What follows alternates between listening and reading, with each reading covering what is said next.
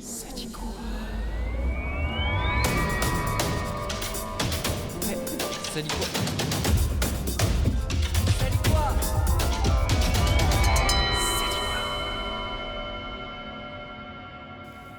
Yacine, ça dit quoi? Ouais, ça dit que je suis sorti du coiffeur là, tu vois. Je vois que t'es frais, hein? Ouais. T'es plus frais pour les émissions que pour les trainings, hein? Non, le training, c'est quand c'est en soum-soum, Ouais. on se cache. Mais quand il y a les caméras, Quand il y a les caméras, on se met bien. exactement. Donc voilà. Moi, je suis content de t'avoir. Ah, merci pour ton invitation. Écoute, t'es le premier invité de la saison 2. Donc, je suis doublement content, du coup, d'ouvrir le bal avec toi. Parce qu'on a une relation un peu amicale pour les gens qui ne le savent pas, tu vois. On s'est rencontrés l'année dernière quand t'as signé à Dijon. Du coup, t'es footballeur professionnel. On recontextualise pour les gens qui ne suivent pas le foot et qui vont tomber sur l'émission. T'es footballeur professionnel, actuellement en contrat avec Dijon. C'est dans ce cadre-là que du coup, moi, je t'ai connu. Du coup, comme tu le sais, le podcast, on est là pour parler de motivation, on est là pour inspirer les gens un petit peu à travers leur parcours. Donc, c'est vrai qu'en général, la motivation, on l'associe souvent au sport. Et du coup, aux sportifs de haut niveau, forcément, puisque c'est censé être les gens qui réussissent le mieux dans leur domaine, tu vois. Donc, ce qui est ton cas, puisque tu as aussi une carrière internationale, tu vas nous en parler. On parlera aussi de ce qui t'est arrivé l'année dernière, ce qui t'est arrivé d'assez dramatique, du coup, que les gens peuvent voir à l'écran, on leur dira après. Mais on va déjà commencer par quelque chose de plus gai, je dirais, de plus soft. T'es né en 94, je crois, c'est ça, hein? C'est ça, ouais. Septembre? Ouais. Septembre, ok, j'ai bossé mon dossier. Hein. Tu peux nous dire un petit peu comment t'as commencé le foot, enfin voilà, le Yacine petit, voilà, le contexte familial, etc. Un petit peu nous raconter. Moi, je suis né le 8 septembre 94 à Saint-Aubin-les-Elbeuf en Normandie. Ok. Donc, j'ai grandi avec mes deux grands frères, qui ont respectivement 2 et 4 ans de plus que moi, ma mère et mon père. Ensuite, à l'âge de mes 8 ans, mon père est décédé. Donc, ma mère a dû nous élever seule par la suite. Et on était une famille classique, hein, qui était au quartier, qui n'avait pas beaucoup de moyens. Après, on a dû déménager 3-4 fois tellement c'était difficile. Surtout quand mon père il est parti, tu vois. Au début, quand il était là, comme c'était le patron, on vivait normal, bien. Après, quand ma mère a dû prendre la succession, c'était un peu plus difficile. Mais après, mon grand frère, l'aîné, dès qu'il a commencé à avoir 16-17 ans, il a commencé à faire des petits boulots à droite à gauche pour essayer de combler le manque d'argent, tu vois, de l'époque. Et dans tout ça, moi, j'étais le dernier de la famille. J'étais le dernier et j'ai commencé le foot à l'âge de 6 ans. Et j'ai commencé parce que mes deux grands frères faisaient du foot, tu vois. J'ai suivi mes grands frères. Donc, moi, dans la famille, j'ai toujours été le petit qui passe en dernier, tu vois. En fait, j'avais mon frère qui a 2 ans de plus que moi, Farid. C'était lui qui jouait le mieux au foot. Donc, il avait plus l'œil des gens, les caméras un peu sur lui. Tout le monde pensait que c'était lui qui allait percer, tu vois. Après, j'avais mon grand frère Mustapha, l'aîné. Il avait aussi du talent au football, mais il a dû travailler tôt. Donc, il a dû laisser à un moment donné le foot pour nous aider au quotidien. Donc, moi, j'étais derrière tout ça, le dernier qui se faufile. J'étais celui qui travaillait le mieux à l'école. Et je faisais mon petit bout de chemin comme ça, tu vois, derrière les radars, comme on dit, tu vois. Et t'ambitionnais déjà le foot ou justement, comme tu dis, tu bossais bien à l'école et tranquille Ouais, en fait, mon grand frère l'aîné, comme je t'ai dit, comme il a dû travailler tôt, il a arrêté l'école tôt, tu vois. Ensuite, Farid, le deuxième, l'école, c'était pas ça, tu vois, on va pas se mentir. Donc, comme il avait du talent au niveau du ballon, il faisait tout pour essayer de percer. Et moi, j'étais à la fin, j'avais un peu de talent au niveau football, mais j'étais bon à l'école. Donc, ma mère voulait à tout prix que je réussisse mes études, tu vois. Comme les 2 premiers, c'était pas top dans ça. Tu connais pour... Faut dorer le blason, quoi. Ouais, c'était un peu moi, quoi, tu vois. Donc, non, je me donnais à l'école, je faisais mes trucs bien, tranquille.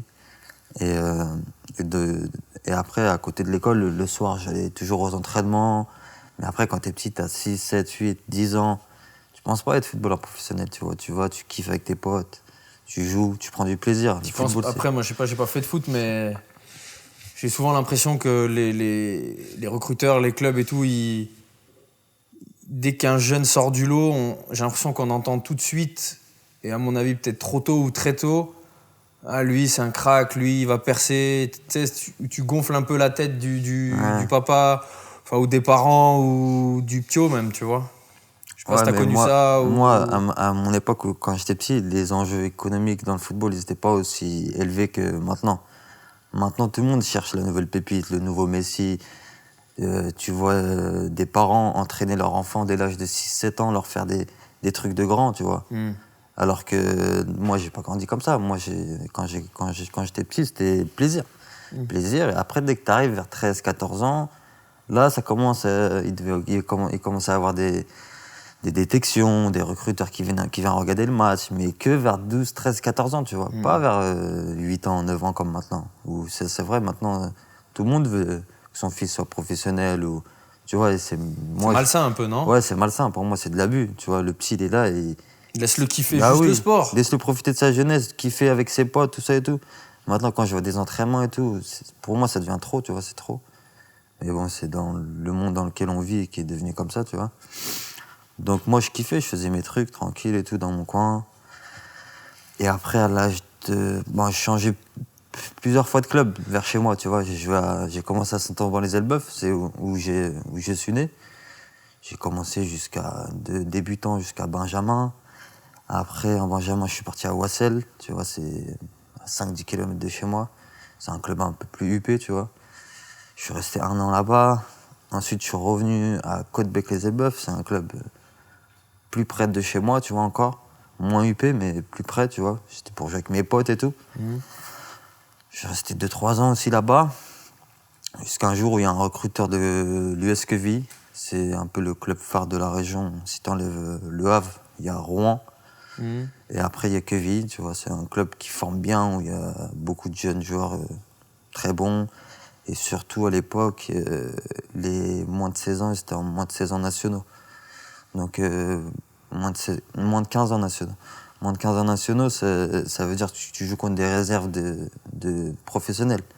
Donc, dans le groupe de Quevilly, à l'époque, il y avait Le Havre, Valenciennes, Rennes, tu vois, plein d'équipes professionnelles. Donc, moi, à l'âge de 13 ans, je suis recruté par Quevilly. Ils me disent, voilà, notre équipe allait en U15, en moins de 15 ans nationaux. Est-ce que tu veux venir, tout ça et tout. Donc moi, archi content, bien sûr, je veux venir, tu vois.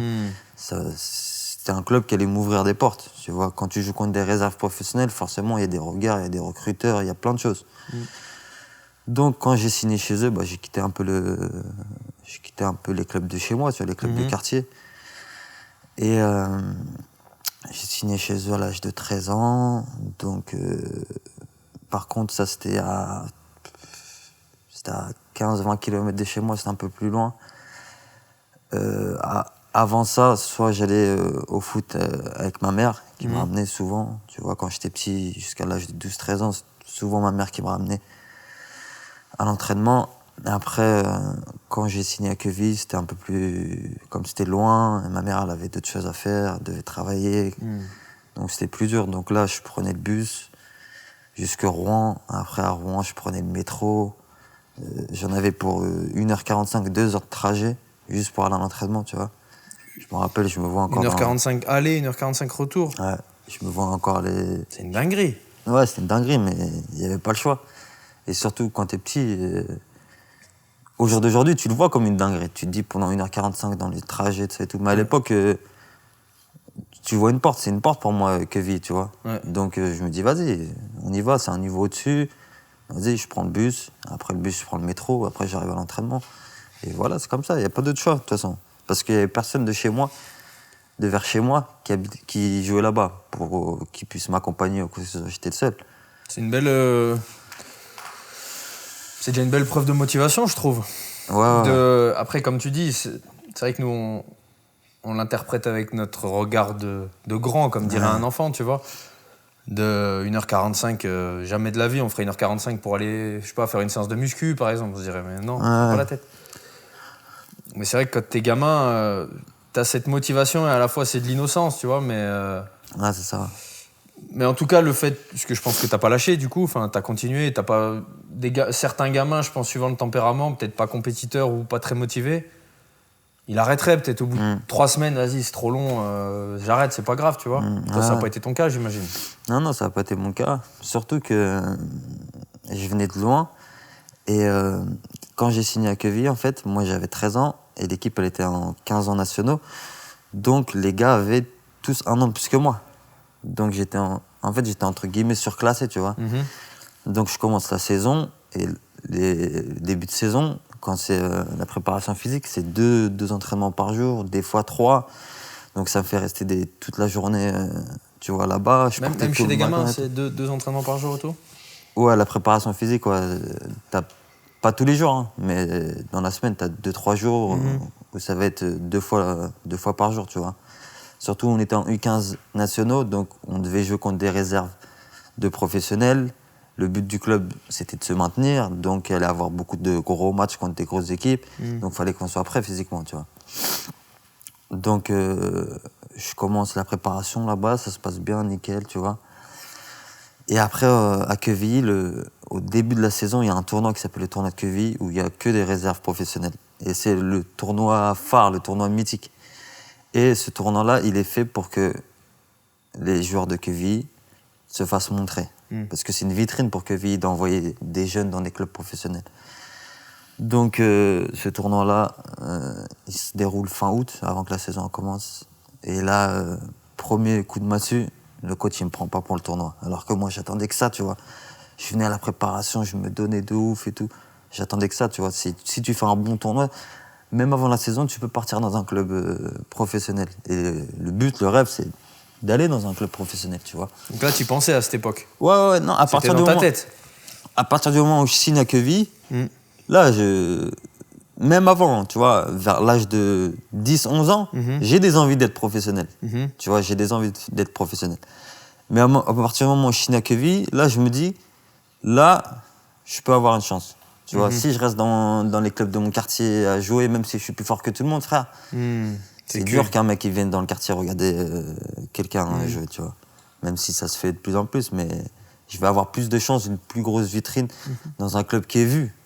Et quoi de mieux qu'un club qui joue contre des réserves pro? Tu vois, il y en a des milliers, des histoires de... Tu as joué contre une réserve pro, tu les as tués, tu as mis un doublé, un triplé. À la fin du match, le recruteur de cette réserve vient te voir, vient faire un essai, ou on te prend pour l'année prochaine, ou tu vois. Il y en a des milliers, des histoires comme ça. Ça veut dire, nous, c'était ça le but. Jouer contre des réserves, montrer tes qualités, et après, tu vas te faire détecter si tout se passe bien, tu vois. Ça fait premier coup de massue, je suis pas pris au tournoi de Quevilly, alors que je m'entraîne bien, je fais des bons entraînements. J'ai mon grand frère Mustapha qui vient de temps en temps regarder mes entraînements. Et c'est pas parce que c'est mon grand frère, mais il est lucide sur la situation, tu vois. Si t'es moins fort que le mec qui est à ta place, tranquille, tu la fermes, tu bosses et ton tour il viendra. Mais si t'es meilleur et tu t'entraînes mieux, t'es bien et tout, et qu'on te donne pas ta chance, on n'aime pas l'injustice, frère. Ça veut dire la saison elle commence, premier mois de septembre. Je suis soit sur le banc, soit je suis pas pris dans le groupe, tout ça et tout. Donc je suis frustré, mais je lâche pas, je continue à venir aux entraînements, je continue à bosser, tout ça et tout. Après fin septembre, comme ça, au bout de 5 matchs de compétition, on n'est pas super bien classé, on n'a pas fait des bons résultats. Et là, mon grand frère, il a un ras-de-bol, tu vois. Il voit que son petit frère, il fait des efforts pour venir aux entraînements, toujours à l'heure, sans gronder, sans quoi que ce soit. Et il voit que je suis jamais récompensé par une titularisation ou quoi que ce soit. Donc là, il y allait au culot, il est parti voir le coach direct. Mon grand frère est parti voir le coach. Il lui a mis entre guillemets une petite pression, tu vois. Il a dit, comment ça, mon petit frère, il joue pas? Fais-le jouer juste un match, tu verras, nanana. Donc après, semaine qui suit, direct, le coach, il me met titulaire. On joue contre Beauvais, je crois. Je crois qu'on gagne 1-0, c'est moi je marque. Une frappe de loin en pleine lucarne, comme par hasard. Donc ça a été le déclenchement. À partir de là, j'ai enchaîné. Match d'après, on joue contre Lens. Je me rappelle, on perd 7-2 chez nous, contre Lens. Je mets un but ou deux, je me rappelle plus, mais j'avais mis au moins un but. Donc je renchaîne sur une bonne prestation, même si on perd. Et là, à partir de là, je bouge plus de l'équipe. Ça fait, je suis surclassé avec des gens qui ont un an de plus que moi. Je joue titulaire et je suis performant. Donc là, à partir de là, moi, à cette époque-là, je suis pas dans le calcul de faut que je montre ou. Je suis encore dans l'insouciance où vas-y, moi je joue, frère. Moi je suis là pour jouer, pour kiffer. S'il y a quelque chose qui vient, ça va venir. Mais je joue pas, je suis pas avant le match. Je regarde autour de moi, il y a des recruteurs ou il y a du monde, vas-y, il faut que je montre et tout. Non, je suis encore en pleine insouciance. Je suis encore, yes, t'es en 15 nationaux, t'es surclassé, kiffe, joue, prends du plaisir, fais des dribbles, des frappes, des buts. Comment on dit en arabe, mektoub, quoi. Ça, Ouais, ça marche, quoi. Ça vient. Ouais. Mais j'y pensais vraiment pas, tu vois. Jusqu'à un jour, on joue contre Racing 9-2, une équipe de Paris. On perd 4-1. Je marque le seul but de notre équipe. Grosse équipe de Thiécar, non? Le nom, Ouais, ça sent ouf. vraiment l'équipe. De ouf. Hein, Ils étaient tous grands, tous balèzes. Ouais. Laisse tomber, frère. Ça fait, on joue, tac. 4-1, on perd. À la fin du match, il y a un recruteur qui vient me voir. Moi, j'y croyais pas. Je me suis dit, vas-y, ça doit être une banane. Ça fait, je le calcule pas. Je rentre au vestiaire, je rentre chez moi, ça et tout. Semaine d'après, on reçoit Caen. On fait 0-0 contre Caen. Et mon frère était venu au match, il était dans les tribunes. Et à la fin du match, je rentre, je fais un bon match, je rentre chez moi. Et mon frère il vient me parler et tout, il me dit, ouais, Yass, il y a un recruteur de Lyon qui était dans les tribunes. Il est venu pour te superviser, toi et d'autres joueurs. Il a kiffé sur toi, ça et tout. Il veut te prendre en détection à Lyon. Il veut que tu ailles faire une semaine de détection à Lyon. Et si ça se passe bien, pourquoi pas te proposer quelque chose et tout. Et moi, quand il me dit ça, je le crois pas. Je me dis, vas-y, qu'est-ce que tu racontes?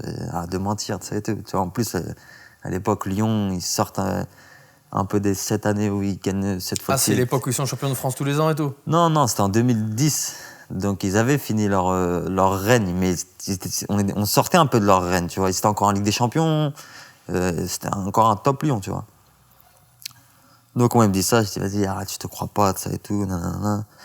Il me dit mais si, toi et un autre joueur, un attaquant aussi de mon équipe, on était deux, toi et l'autre attaquant, vous deux, vous êtes pris en détection à Lyon, ça et tout. Je dis vas-y, fais voir et tout, le truc et tout. Il montre la carte du recruteur. Et je vois Olympique Lyonnais, ça et tout. Je dis, ah ouais, en fait, c'est sérieux, tout ça et tout. Nanana. Et là, je sais pas pourquoi.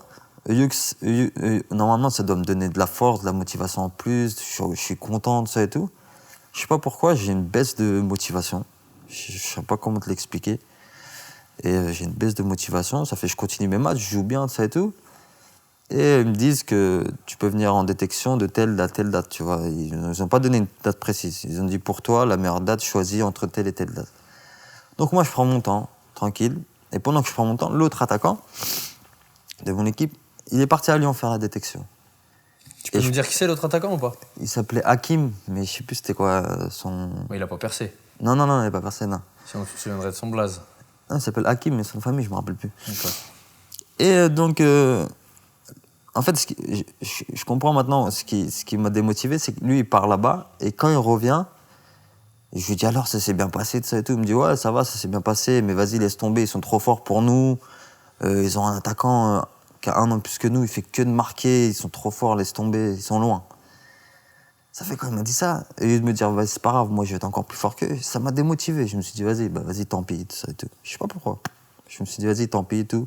Continue à jouer, tranquille, on verra, tout ça et tout. À un moment donné, mon frère me relance, il me dit, Yass, vas-y, dis-moi une date que tu veux, on programme ensemble et tout, et tu vas là-bas. Tu peux expliquer vite fait une détection en quoi ça consiste pour les gens qui connaissent pas? Une détection, c'est que tu viens, tu t'entraînes pendant une semaine, tu vois, tu t'entraînes avec l'Olympique Lyonnais là-bas, Ouais. comme les autres joueurs qui sont là-bas sur place. Ouais. Tu t'entraînes, tu fais certains tests ou des matchs amicaux et tout, pour qu'ils voient ton niveau, en fait, au sein de leur équipe, pour voir si t'es bien plus fort qu'eux, si tu rentres dans le moule, ou si t'as pas le niveau. Mais t'es avec les pros ou t'es avec la réserve? Non, moi j'avais 14 ans à l'époque. Ah ouais. Donc je m'entraînais. La première année, je m'entraînais avec les moins de 15, les premiers entraînements. Et les derniers entraînements, je m'entraînais avec les moins de 18 ans, tu vois. 2-3 ans de plus que moi. Ok. Parce qu'ils veulent voir les Ouais. différences, tu vois.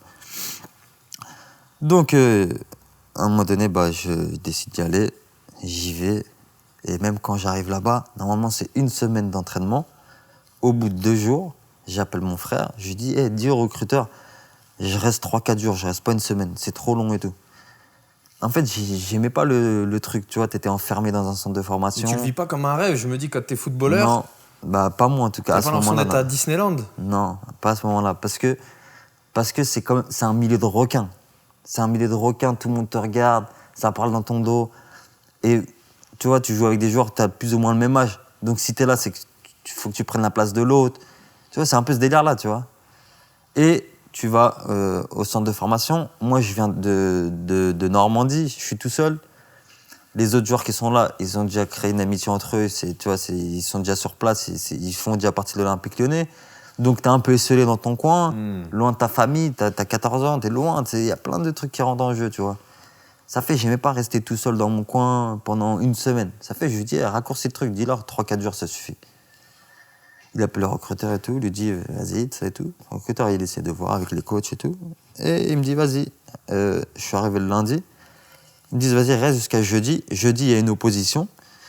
Et l'opposition, ça va montrer s'ils te veulent ou pas. Puisque c'est dans un vrai match, ils veulent te voir. Malgré que tu as fait tous les entraînements, bien, nickel et tout, ils veulent te voir dans un vrai match. Je dis, vas-y, pas de problème. Ça fait, je joue le match. Je crois qu'il y a 1-1 au match. Je marque pas, mais je fais une belle prestation, tu vois. Même moi, je le sens et tout. Je mets une tête sur la barre. Tout nickel, bien, tu vois. Et là, je sors du terrain. Il devait être 16h30. Et j'avais mon train à 17h20, je crois. Même pas 1 heure après. Donc, je dois sortir du terrain pour me doucher en balle et qu'on m'a raccompagné à la gare pour que je rentre. Et là, au moment où je sors du terrain, c'était Rémi Garde, tu vois, celui il a été coach par la suite, mais à l'époque, il était directeur du centre de formation. Donc, c'est lui qui donnait sa validation de qui recrute ou pas. Je sors du terrain à peine, je suis encore en crampon, habillé et tout. Et là, Rémi Garde, il me dit bon match, Yacine, ça t'intéresserait de signer à l'Olympique Lyonnais? Et moi, dans ma tête, c'est la fête, frère, quand il me dit ça. Ah, quand même. Ah oui, bah oui. Ah, ça y est. Non, tu sais, le contexte, il fait que j'étais pas à l'aise. Mais demain, tu me disais, Yacine, tu signes à l'Olympique Lyonnais. Je te dis, mais tous les jours, je signe à l'Olympique Lyonnais. Je suis dans mon quartier là-bas, je joue à Queville. Mon rêve, ça arrête d'être professionnel, frère. C'était juste le mood qui n'était pas bon, en fait, tu vois. Je me sentais pas bien et tout, tu vois. Ça fait, il me dit, ça t'intéresserait de signer à l'Olympique Lyonnais? Et moi, dans ma tête, c'est la fête de ouf. Mais je reste de marbre, tu vois. Je lui montre pas, ouais, j'aimerais trop et tout. Tu fais le gars cadeau de touche. Voilà, exactement. Là, Ouais. je dis, ouais, j'aimerais bien, pourquoi pas et tout. Si vous proposez quelque chose, on discute, tout ça et tout, tu vois. Après, on me dit, ouais, je te rappelle dans la semaine. Et on voit ensemble et tout. Et là, je monte dans le train, je suis content de ça. T'as et pas tout. d'agent à l'époque? Non, pas d'agent. Mon agent, c'était mon grand frère. Et là, je suis dans le train et je suis 50% content et 50% méfiant.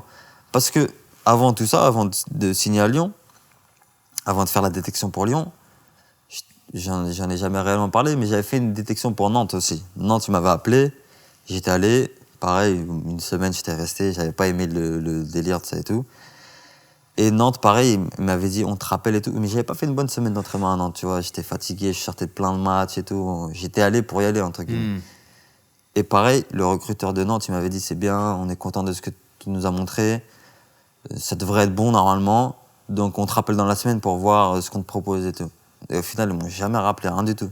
Ça veut dire que j'avais déjà cette expérience de ça. Quand Ah, donc tu t'es dit, protège-toi. je me suis dit, ça se trouve, il me carotte, Ouais. tu vois. Il m'a dit ça devant moi. Et quand tu me dis, on te rappelle, ça se trouve, tu vas pas me rappeler. T'as pas, tu vois, la parole, ça va, ça vient. Donc, c'est pour ça que je t'ai dit, j'étais 50% content, 50% j'étais méfiant.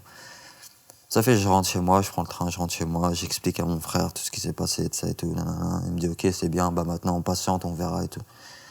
Et là, 1 jour, on attend, 2 jours, 3 jours, toujours rien. Je dis, ça y est, ils m'ont douillé, frère. Et là, au 4e jour, comme par hasard, le club, l'Olympique Lyonnais, ils appellent mon grand frère. Ils disent, voilà, on est content de ce que Yacine l'a montré. Il y a un gros potentiel On a vu un gros potentiel, donc on aimerait bien le signer, un contrat aspirant. Tu vois, un contrat aspirant, c'est le contrat basique, le premier contrat que tu signes. Et là, ok. Mon frère a dit, ok, bah, faut qu'on parle contrat, durée du contrat, argent, de ça et tout, tu vois. Ça fait, on se déplace à Lyon 1 ou 2 semaines plus tard. Pète un câble, toi, à ce moment-là, tu gueules Ouais, dans tout trop content. l'appart. Ah oui, non, quand il me dit ça, trop content. Mais moi, tant que c'était pas signé, frère, je te jure que j'avais toujours cette méfiance. Ça veut dire que bien sûr que j'étais trop content. Tu vois, quand j'allais au foot et tout, mes potes ils me disaient alors, Yas, comment c'est passé? Je leur disais, ouais, c'est bien passé. Mais je leur disais pas, je vais signer à l'Olympique Lyonnais. Tant que j'avais pas mis ma signature sur le contrat, je disais à personne, ouais, je vais signer à l'Olympique Lyonnais, l'année prochaine, je suis à l'Olympique Lyonnais. Ça fait la saison en continu. Tac, et au bout de 2-3 semaines après, on va à Lyon avec mon grand frère et tout. Et là, il négocie avec eux les salaires, tout ça et tout.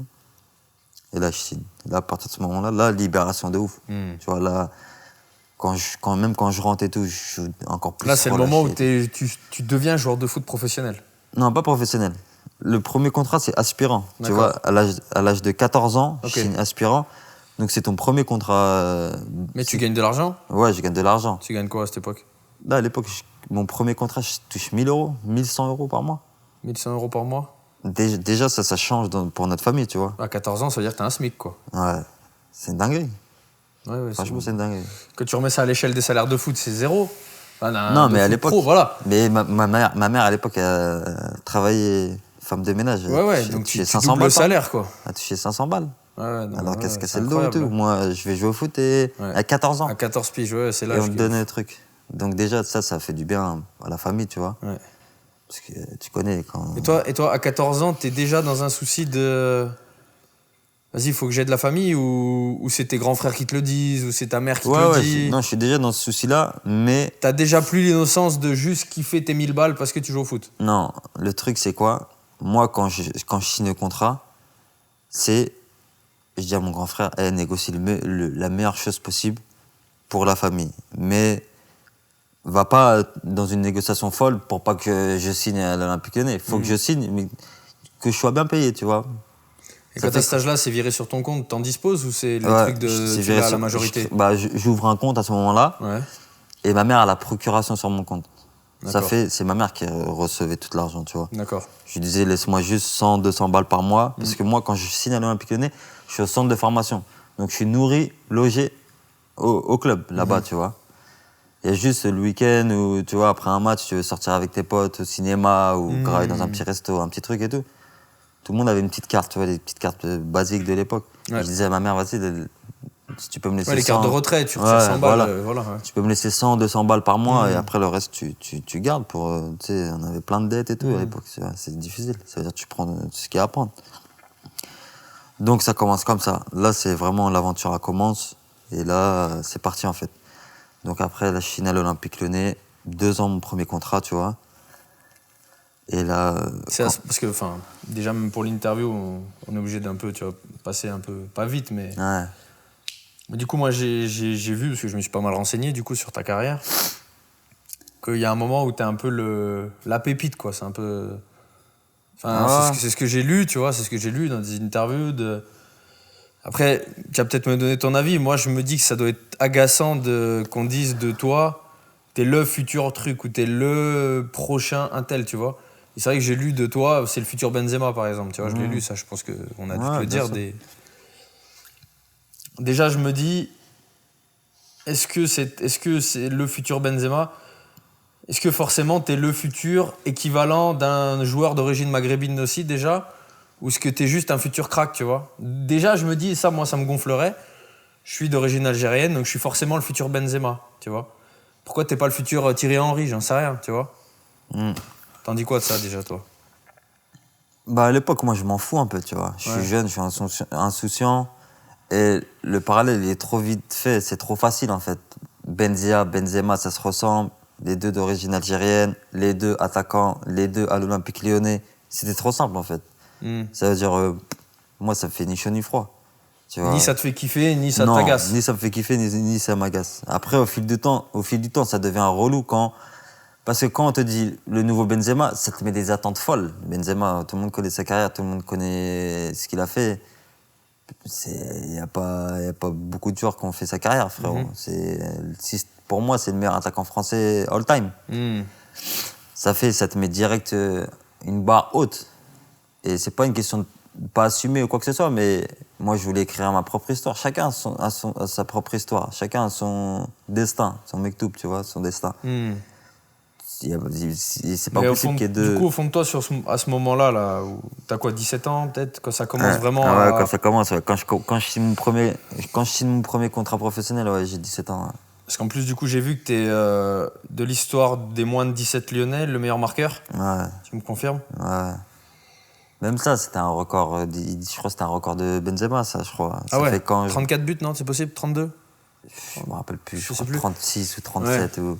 Mais du coup, ça met la pression ou... À ce moment-là, est-ce que toi, tu te dis, bon, en gros, je pète le record de Benzema, j'ai plus le droit d'échouer. Est-ce que tu te mets... Ou est-ce que ton entourage, ta mère, tes frères, est-ce que tu sens cette pression et au final, tu joues plus au foot juste pour kiffer le foot? Tu joues au foot pour devenir un crack, comme on dit aujourd'hui? Avec le temps, là, tu vois, maintenant, avec presque 10 ans en arrière, tu te rends compte que ça t'a mis une mauvaise pression. Parce que s'il n'y avait pas tout ce boucan autour du nouveau crack, nouveau Benzema, de ça et tout, j'aurais sûrement pris plus mon temps. Comme j'entendais ça, comme j'ai été pressé, moi. J'ai été trop pressé. Tu vois, dès 17 ans, je crois, j'ai mis mon premier but en pro, je crois, en Europa League, à 17 ans, avec l'Olympique Lyonnais. Donc là, ça dit, oh, nouveau record, je sais pas quoi, ça et tout. Donc ça te met un peu la chauffe, tu vois, ça te met la pression. Ça te dit, ça y est, il faut que tu y ailles, il faut que tu accélères. Donc des fois, à l'âge de 18 ans, j'étais sur le banc. Et devant moi, j'avais Lisandro Lopez, j'avais Gomis, j'avais Lacazette. Et quand tu regardes d'un point de vue extérieur, normal, frère. Mais moi, dans ma tête, j'étais en mode, faut que je joue. Donc, pour moi, dans ma tête, c'était à l'époque, si les attaquants qui sont à ma place, ils font 2-3 matchs mauvais, faut que je joue. Et si je joue pas, je montrais mon mécontentement. Et là, avec du recul maintenant, non, t'aurais pas dû. Tu vois, t'aurais dû prendre ton temps de te développer plus.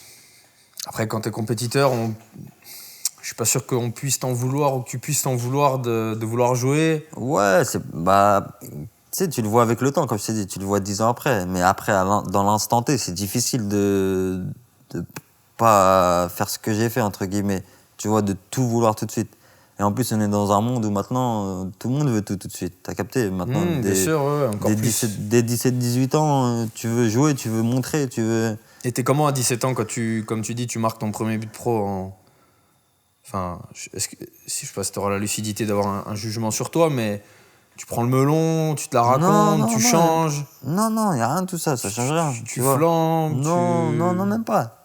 Moi, te connaissant, je pense que c'est pas ce que tu ferais, mais... Non, il n'y a même pas de flambée, c'est même pas une question de ça. C'est juste envie de jouer tout de suite. Après, il y en a qui pourront dire il a pris le melon parce qu'il veut jouer tout de suite. Mais c'est même pas une question de melon, c'est une question de compétition. Tu vois, j'estimais faire des bons entraînements où je me sentais bien, où je progressais et tout. Et maintenant, je voulais jouer. Et mon problème, c'est que ça m'a amené à 2-3 conflits avec les coachs. Donc après, le coach, pour montrer son autorité, il t'envoie en équipe réserve 2-3 semaines. Donc tout ça, ça a fait que ça a ralenti ma progression. Après, j'ai eu des mésaventures, quelques petites blessures qui m'ont coupé dans mon élan. Plein de trucs qui ont fait que, tu vois, fait que ça n'a pas marché comme ça devait marcher à l'Olympique Lyonnais. C'est un regret aujourd'hui? Ouais, ça peut être un regret. Mais après, j'étais jeune, tu vois.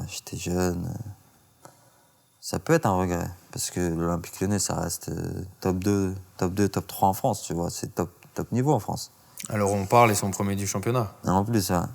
Donc, non. Après, moi, je leur en veux pas. Et, tu sais, je me suis pris 2-3 fois la tête avec des coachs où j'étais pas d'accord avec eux. Mais sinon, l'institution en elle-même, moi, je leur en suis reconnaissant.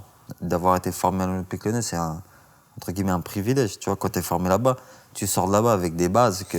C'est vrai que c'est un vrai label de qualité de formation. Exactement. Ouais. On sait les joueurs qu'ils ont sortis. Ouais, non, c'est le top. La formation là-bas, c'est top. En France et même en Europe. Du coup, après, tu vas à Lille? Ouais, je suis à Lille, dernier jour du mercato.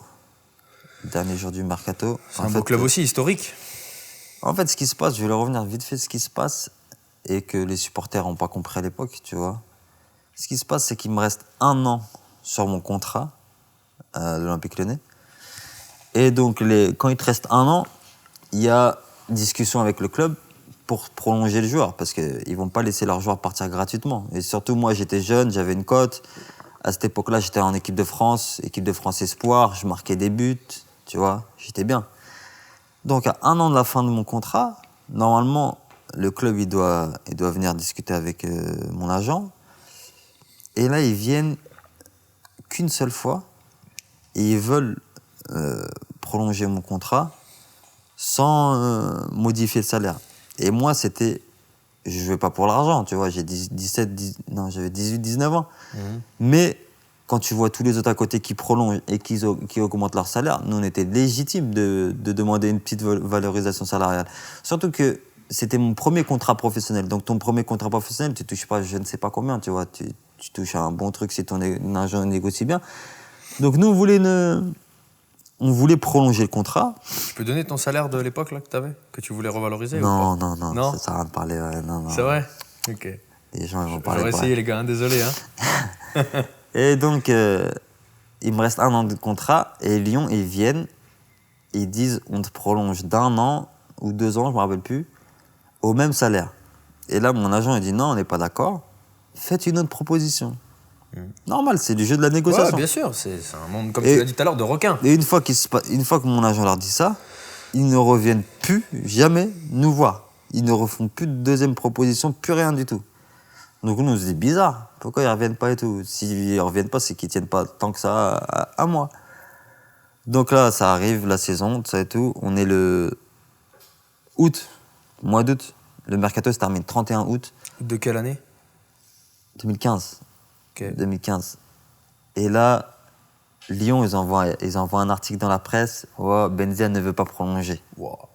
Et là, tu as tous les fans, tous les trucs qui disent sûr.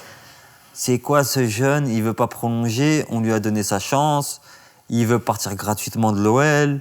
Parce que si je restais encore 1 an, je partais gratuitement à la fin de l'année. Ça veut dire, moi, je vois ça dans la presse, moi et mon agent, on voit ça, on dit mais c'est quoi ça? En quoi on veut pas prolonger? On attend une proposition de votre part. Ouais. Donc là, les fans, ils se mettent à dos contre moi. Je comprends pas. Moi, j'ai 18 ans. Je dis, comment ça, tout le monde est contre moi alors que j'ai rien fait de mal? T'appelles pas l'équipe pour faire Non. un papier Contre. ouais, pas. Mon agent. Sans les clasher, mais donner ta version. Moi-même, j'allais pas parler. Je suis jeune, je vais pas parler. Mais mon agent, il avait fait un petit truc comme quoi on attend une proposition de l'OL. Mais ce qu'eux, ils ont fait, ça a fait plus de bruit, tu vois. Que les gens, ils vont pas lire un article de mon agent, ils vont plus regarder les articles sur l'Olympique Lyonnais. Donc, il se passe ça et tout. Et moi, au mois d'août, là, t'as le coach. Et le coach, c'est un peu c'est au-dessus qui donne les directions. Le coach, c'est le gars qui vient te voir pour te parler. Le coach, il vient me voir, je me rappelle même plus c'est qui à l'époque. Il vient me voir, il me dit, je crois que c'était Hubert Fournier, je crois, je sais plus. Il me dit, Yas, si tu restes, toute la saison, tu vas en CFA, tu joues plus. Donc, il y a le club qui me dit ça. Moi, je suis en équipe de France Espoir. J'ai tous mes gars qui sont en espoir, qui jouent en professionnel à l'époque. T'es bon en espoir? T'es bon avec Ouais, l'équipe de France Espoir? Je suis bon, ouais. Je marque. Je crois que j'avais 5 matchs, 5 buts. Et j'étais surclassé en espoir. J'étais en 94 et je jouais avec les 92. Et ça fait, au niveau équipe de France, c'était toujours ma bouffée d'oxygène. Parce qu'à l'Olympique Lyonnais, il y avait toujours des petites brouilles, des petits trucs et tout.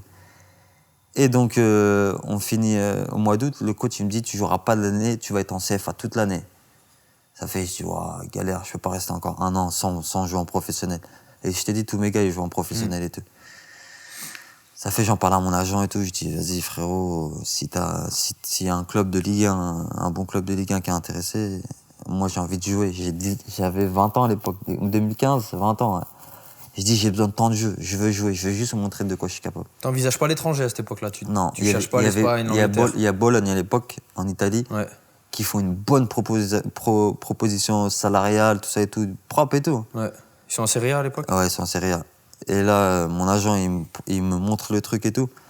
Et il me dit, Yas, je te conseille pas d'aller. Je dis, mais de toute façon, je veux pas aller en Italie à 20 ans. Je dis, non, j'ai pas envie d'aller en Italie. Déjà, le championnat italien, c'est pas un des championnats que je préfère le plus, tu vois. Je dis, je veux avoir du temps de jeu en France, je veux me montrer en France. Il me dit, ok. Donc là, 1 semaine avant la fin des transferts, Rennes, ils appellent l'Olympique Lyonnais le coach de Rennes, Christian Gourcuff à l'époque. Non, pas Christian Gourcuff, pardon. Philippe Montagnier. Il m'appelle.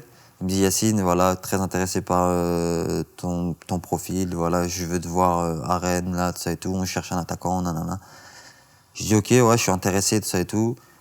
Maintenant, laissez mon agent discuter avec le directeur sportif et dès qu'il trouve un accord, moi, je suis prêt à venir dès demain. C'était une belle opportunité, tu vois. Rennes, c'est un bon club français, tout ça et tout. Donc Rennes, ils se mettent d'accord avec Lyon au niveau de l'indemnité, tout ça et tout. Et là, ça bloque. Ça bloque au niveau du salaire, ça bloque dans les papiers, tout ça et tout. Et le coach Montagnier me rappelle 2, 3, 4 jours après. Et Yass, alors, ça en est comment? Je dis, je sais pas, c'est votre directeur sportif, entre guillemets, c'est lui, il fait tarder le truc et tout. Moi, je peux être là dès demain. Moi, j'ai envie de venir, je suis content du projet que vous me proposez, tout ça et tout. Et voilà et tout. Et le directeur sportif, il donne plus de nouvelles. Alors qu'il s'était mis d'accord avec Lyon. Il donne plus de nouvelles. On ne sait pas comment, on ne sait pas pourquoi. Il donne plus de nouvelles. Et là, dernier jour du mercato, moi, je me dis, ça y est, c'est fini, je vais rester à l'Olympique Lyonnais. Il reste un jour. Donc, je dors, je me réveille, je me rappelle, je dis à ma femme, vas-y, je vais rester 1 an à l'Olympique Lyonnais. Avec la CFA, c'est relou, j'ai le seum, tout ça et tout. Et là, 10h du matin, le mercato s'est terminé le soir. 10h du matin, mon agent m'appelle, Yass, va à l'aéroport, prends un avion. Nanana. Je dis, quel avion pour aller où et tout? Il me dit, viens, tu viens à Lille, je suis en train de finir la négociation, tu vas signer à Lille, ça t'intéresse ou pas, tout ça et tout, dis-moi maintenant, on n'a plus de temps à perdre et tout. Je dis, bien sûr, ça m'intéresse. Tac, le coach Hervé Renard, à l'époque à Lille, il m'appelle. Moi, quand il y a un coach qui m'appelle, frérot, c'est qu'il sait comment tu joues, c'est mieux. Il m'appelle, Yass, je compte sur toi, nanana. Je dis, vas-y, je suis chaud. Ça fait Lille et Lyon, ils se mettent vite d'accord. Moi, je prends un avion, je saute dans le premier avion, je vais à Lille. Je signe à Lille le soir, et 20h, 21h. Dernier jour du mercato, je signe à Lille. C'est pas une légende hein, quand on dit le mercato, tant que c'est pas minuit, c'est pas fini en vrai. Ouais, j'ai même des gars qui signent après minuit et que leur transfert tombe à l'eau parce que ça n'a pas respecté la deadline. Mais ouais, ça se passe comme ça, tu vois, un peu dans le rush, quoi. Ouais, dans un speed et tout. Donc je signe à Lille, super content, nickel, rien à dire, je suis content. Tu restes combien de temps à Lille? Je signe en 2015 et je suis parti officiellement de Lille l'année dernière, tu vois, quand j'ai signé à Dijon. Malgré que j'ai été à Fenerbahçe et d'Olympiakos entre-temps, à chaque fois j'étais prêté par Lille. Donc j'appartenais toujours à Lille, tu vois. D'accord. Mais officiellement, je fais 3 ou 4 saisons avec le LOSC, avec Lille. 4, je crois. 4 saisons. Bonne expérience, tu vois, nickel. Après, le seul regret de Lille, c'est qu'il n'y a jamais eu de stabilité. Et j'ai connu au moins 6 ou 7 coachs différents en 4 ans. Tu vois, et chacun ramène sa philosophie, chacun fait son truc. Ça veut dire que ça n'a jamais été stable. Il n'y a jamais eu de continuité. Toujours, tu devais être réinventé, reprouver un autre coach. L'effectif, il change. Quand je signe au LOSC, financièrement, ils sont pas bien du tout, tu vois. Donc, l'équipe, elle change beaucoup. Bref, c'est le seul petit... Pas regret, mais c'est le seul truc où c'est dommage. Parce que sinon, on aurait pu faire des bonnes choses. Tu vois, Lille, c'est un bon club, de bonnes infrastructures. C'est un beau club, ouais. Ouais, nickel. Ouais. Donc, ouais, ça se déroule comme ça, la suite. D'accord. Donc, Fenerbahçe en Turquie, Olympiakos en Grèce. Et du coup, tu te retrouves l'année dernière, donc 2020, à Dijon. Tu arrives au mercato d'hiver. C'est ça, ouais. Donc c'est un peu dans ce contexte-là que nous on se rencontre. Ouais. T'arrives en février? Enfin non, t'arrives... Fin janvier, ouais. Fin janvier. Pareil, fin de mercato. Moi, je suis toujours un mec de fin de mercato. Fin de mercato. 29, 30. Après, t'arrives un peu comme la recrue, hein, on va pas se mentir. Hein, Ouais, Dijon, ils avaient un peu de mal à l'époque, tu vois. Moi, j'étais à l'Olympiakos. Je suis sorti d'une première partie de saison où j'avais goûté la Ligue des Champions, donc j'étais content. Il y avait un bon groupe là-bas et tout. Et là, en fait, quand j'ai pris un carton rouge en Ligue des Champions, archi immérité, frérot, ça a fait basculer mon aventure là-bas. Parce qu'avant mon carton rouge, je jouais, j'avais un peu de temps de jeu, le coach il me faisait confiance. Et après, tu vois, les clubs là-bas, c'est un peu bizarre, tu vois. À partir du moment où j'ai pris un carton rouge, j'ai pu jouer. Mais je sais que c'est pas le coach, je sais que c'est au-dessus, tu vois. Ils ont dû dire, il nous a coûté un match, il joue plus, comme ça. Donc j'ai pu jouer après mon carton rouge. Et après, moi, je vais à l'Olympiakos, c'est pour jouer, frère.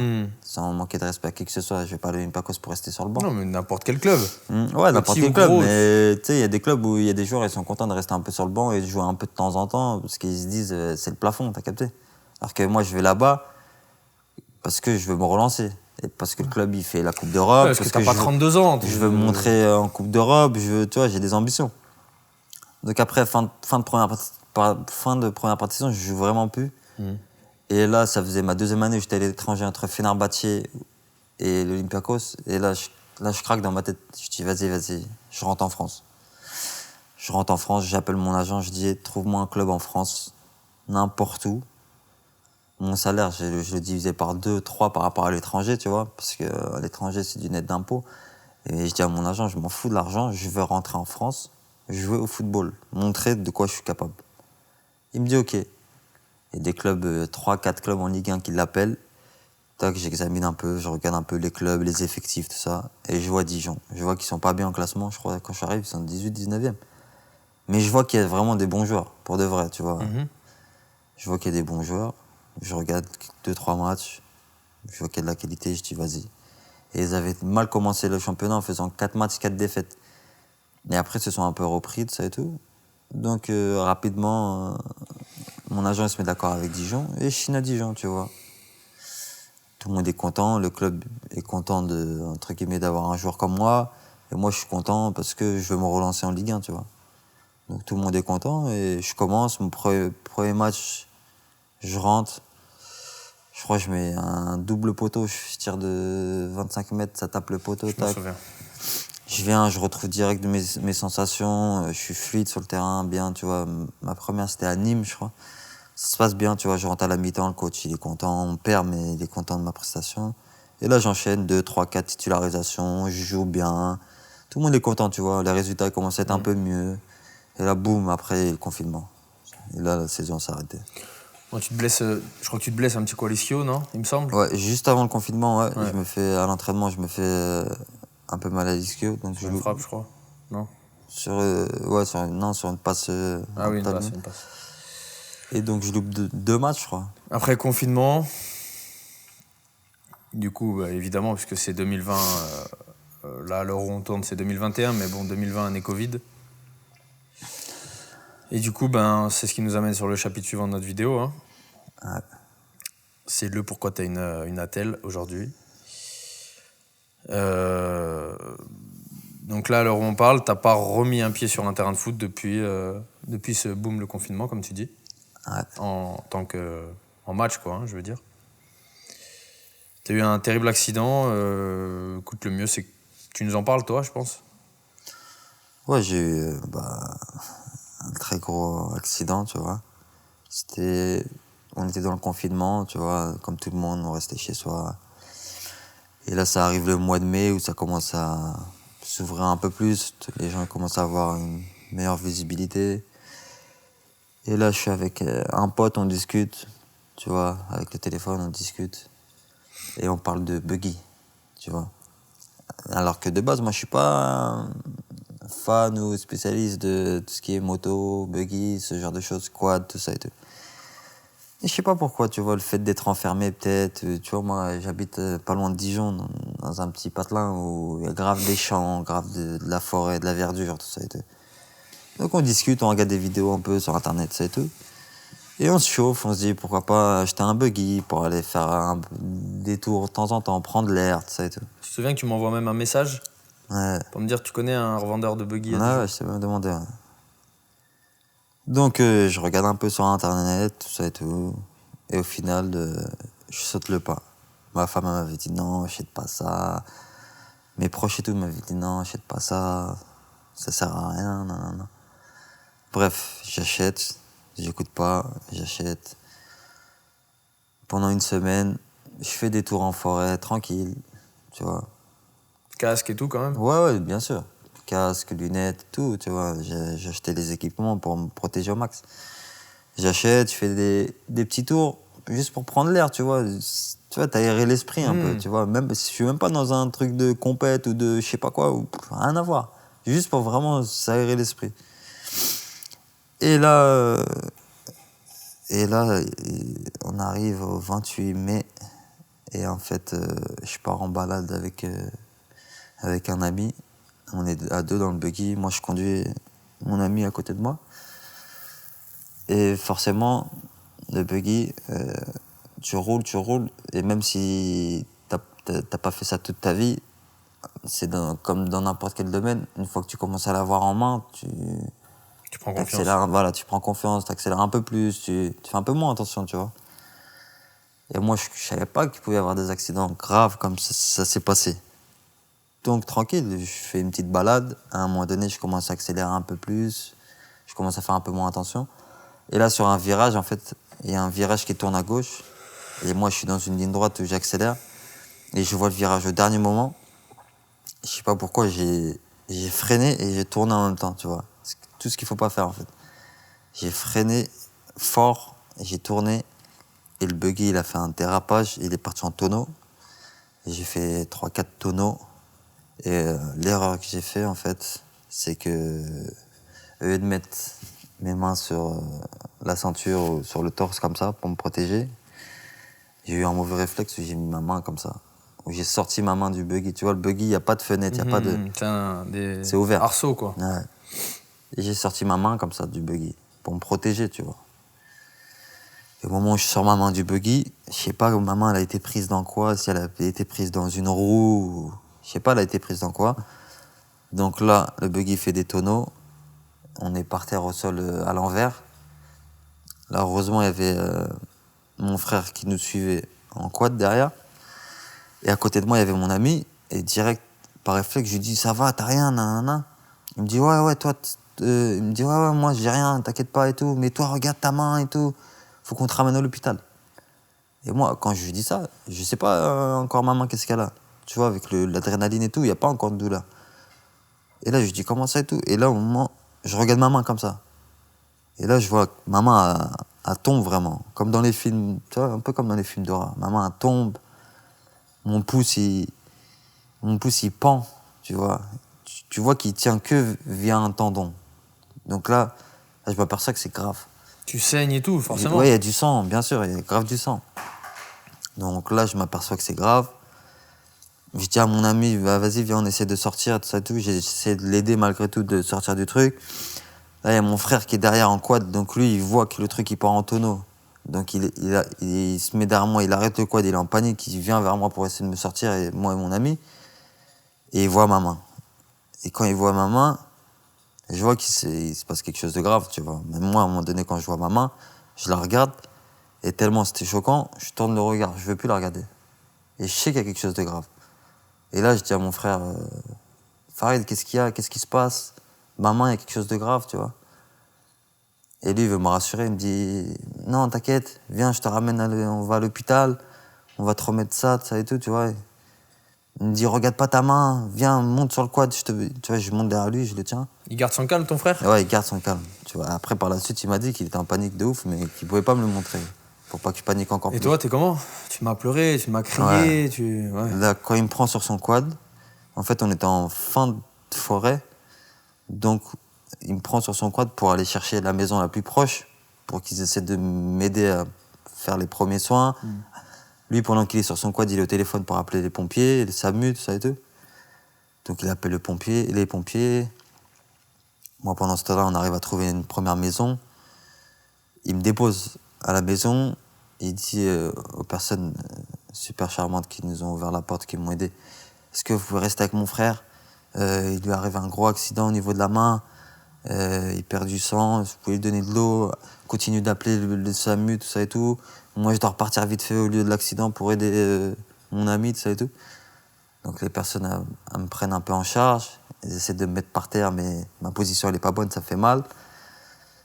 Et là, de plus en plus, je commence à regarder ma main, je vois que mon pouce il tombe, enfin qui est pas bien, ma main elle est comme ça, du sang, c'est ouvert quoi. Ça fait, je regarde pas, mais par curiosité, tout le temps, je jette un petit coup d'œil, mais sans bien regarder exactement tout ce qui se passe dans ma main. Mais je vois juste qu'il s'est passé quelque chose de grave avec ma main, elle est limite morte, entre guillemets.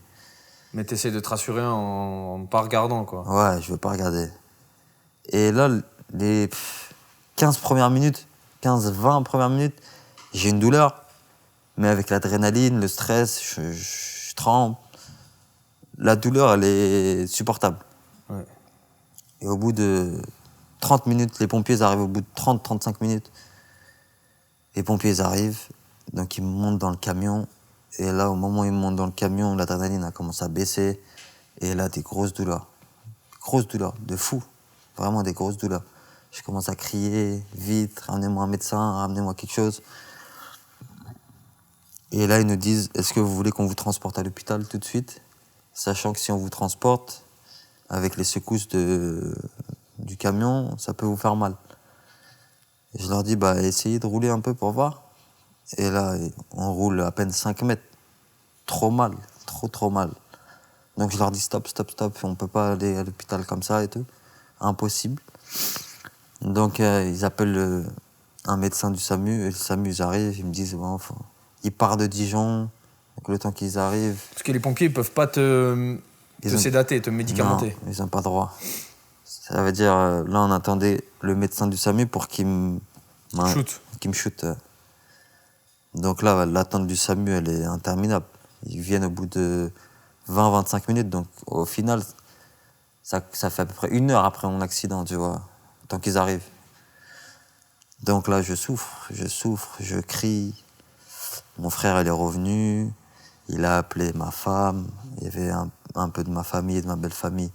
Ta femme, elle arrive sur place? Ma femme, elle arrive, elle est choquée, elle pète un plomb, tu vois. Il y a du monde, il y a un ami de Dijon qu'on appelle, il vient, il se déplace. Bref, la catastrophe. Moi, je suis dans le camion de pompiers, et là... C'est quoi ta première pensée dans le camion? Qu'est-ce que j'ai fait? Ouais. Qu'est-ce que j'ai fait? Pourquoi? Pourquoi j'ai acheté ça? Pourquoi j'écoute pas? J'ai pas écouté ma femme et mes proches. Ma main, elle est morte. Je pense à tout ça. Mais en même temps, il y a des douleurs de fou. Mais tu te dis même, ma carrière, elle est morte. Pas encore à ce moment-là. Non. Pas encore à ce moment-là. À ce moment-là, je pense un peu au foot. Je me dis, putain, ça va être chaud. Mais la douleur, elle est vraiment trop forte que tu penses par à coup à ce genre de choses. Mais tu penses d'abord à la douleur. Et là, au bout de, je t'ai dit, 20-30 minutes encore après que les pompiers soient arrivés, le SAMU, il arrive. C'était une dame, je me rappelle. J'ai dit, s'il vous plaît, shootez-moi, j'ai trop mal, donnez-moi ce que vous voulez, j'ai trop mal, je peux plus tenir. Et là, boum, elle m'envoie un coup de seringue dans, je sais même plus si dans le bras, je sais même plus c'est où. Elle m'envoie un coup de seringue, et là, boum, je pars. Tu t'endors, carrément? Ouais, je m'endors, je pars. Quand je me réveille, je vais rentrer au bloc. Quand je me réveille, je vais rentrer au bloc. Et au moment où je vais rentrer au bloc, ils me disent, voilà, monsieur Benza, là, on va vous opérer, la main, tout ça et tout. Et je suis shooté, malgré que je me réveille, je suis encore shooté. Boum, ils m'opèrent. Au CHU de Dijon. Ils m'opèrent. Petite parenthèse, que moi, je suis au courant un peu de... Je crois, tu me confirmes, l'équipe médicale, au moment où tu rentres au bloc, je crois qu'ils disent à ta femme, on va sûrement lui couper la main. Non, ils lui disent pas encore, on va sûrement lui couper la main, mais ils lui disent déjà le pouce, c'est mort. Ouais. Il aura plus de pouce. Et ils lui disent, on va faire le maximum pour sauver sa main, mais rien n'est garanti. Il se peut qu'après l'opération, votre mari, sa main ne soit plus là. Il dit ça comme ça, clairement. Moi, je savais pas ça, moi. Moi, je savais pas, tu vois. Donc, je sors de l'opération. Je crois qu'il y en a pour 6-7 heures d'opération. Opération d'urgence, il est 22 heures. J'ai rien mangé de la journée. Je suis cuit. Et je sors de l'opération, je suis dans la chambre. Quand je me réveille, j'ai une grosse broche externe. Mais un gros truc qui monte jusque-là. Qui perfore, en fait, mes os, ma main, mon poignet, et qui ressort. Un gros truc, un truc bizarre, comme dans les films, tu vois, un gros truc en acier. Et je me réveille, je vois ça, je dis, wow, c'est quoi ça? Et En fait, je me demande, quand tu te réveilles, Tu sais, quand on se réveille, quand on se réveille d'une nuit, il y a une demi-seconde où on ne sait pas ce qu'on on est et tout. Et instantanément, tu arrives à recontextualiser ce qui t'est arrivé tout de Ouais, suite ou... quand je me réveille, je sais que je suis à l'hôpital et que j'ai eu un accident grave. Et tu te souviens de l'accident tout de suite. Ouais, je me souviens, ouais. Je me suis toujours souvenu. Ouais. Durant tout mon accident, j'ai jamais perdu connaissance. Et le problème, c'est que fin mai, on est vers la fin du Covid, un peu. Ouais. Donc moi, le service qui doit s'occuper de la main dans l'hôpital, je sais plus c'est quoi exactement le service, il n'existe plus. Ils l'ont supprimé. SOS Main. Non, il y a SOS Main à Valmy, là, tu vois, pas loin de... Il y a sinon l'orthopédie, je pense, le service d'orthopédie, non? Ouais, je sais plus c'est quel service. Dans le CHU, il y a un service qui s'occupe de traumato, je crois. D'accord. C'est le service traumato. Ils l'ont supprimé, tu vois, ils ont supprimé plusieurs services durant le Covid pour accueillir des patients Covid. Donc moi, quand j'arrive à l'hôpital, ils me mettent dans un service infection, cancer. Rien à voir avec ce que j'ai. Mais ils me mettent là parce que mon service, où tu dois être normalement, ils l'ont supprimé. Il n'existe plus.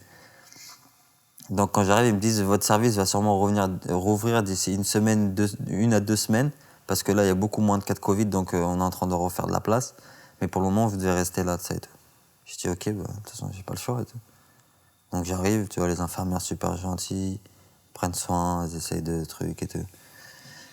Et là, le problème, c'est comme il y a les cas Covid, j'ai pas droit de visite. Donc, deuxième gros problème. Donc, je suis tout seul dans ma chambre.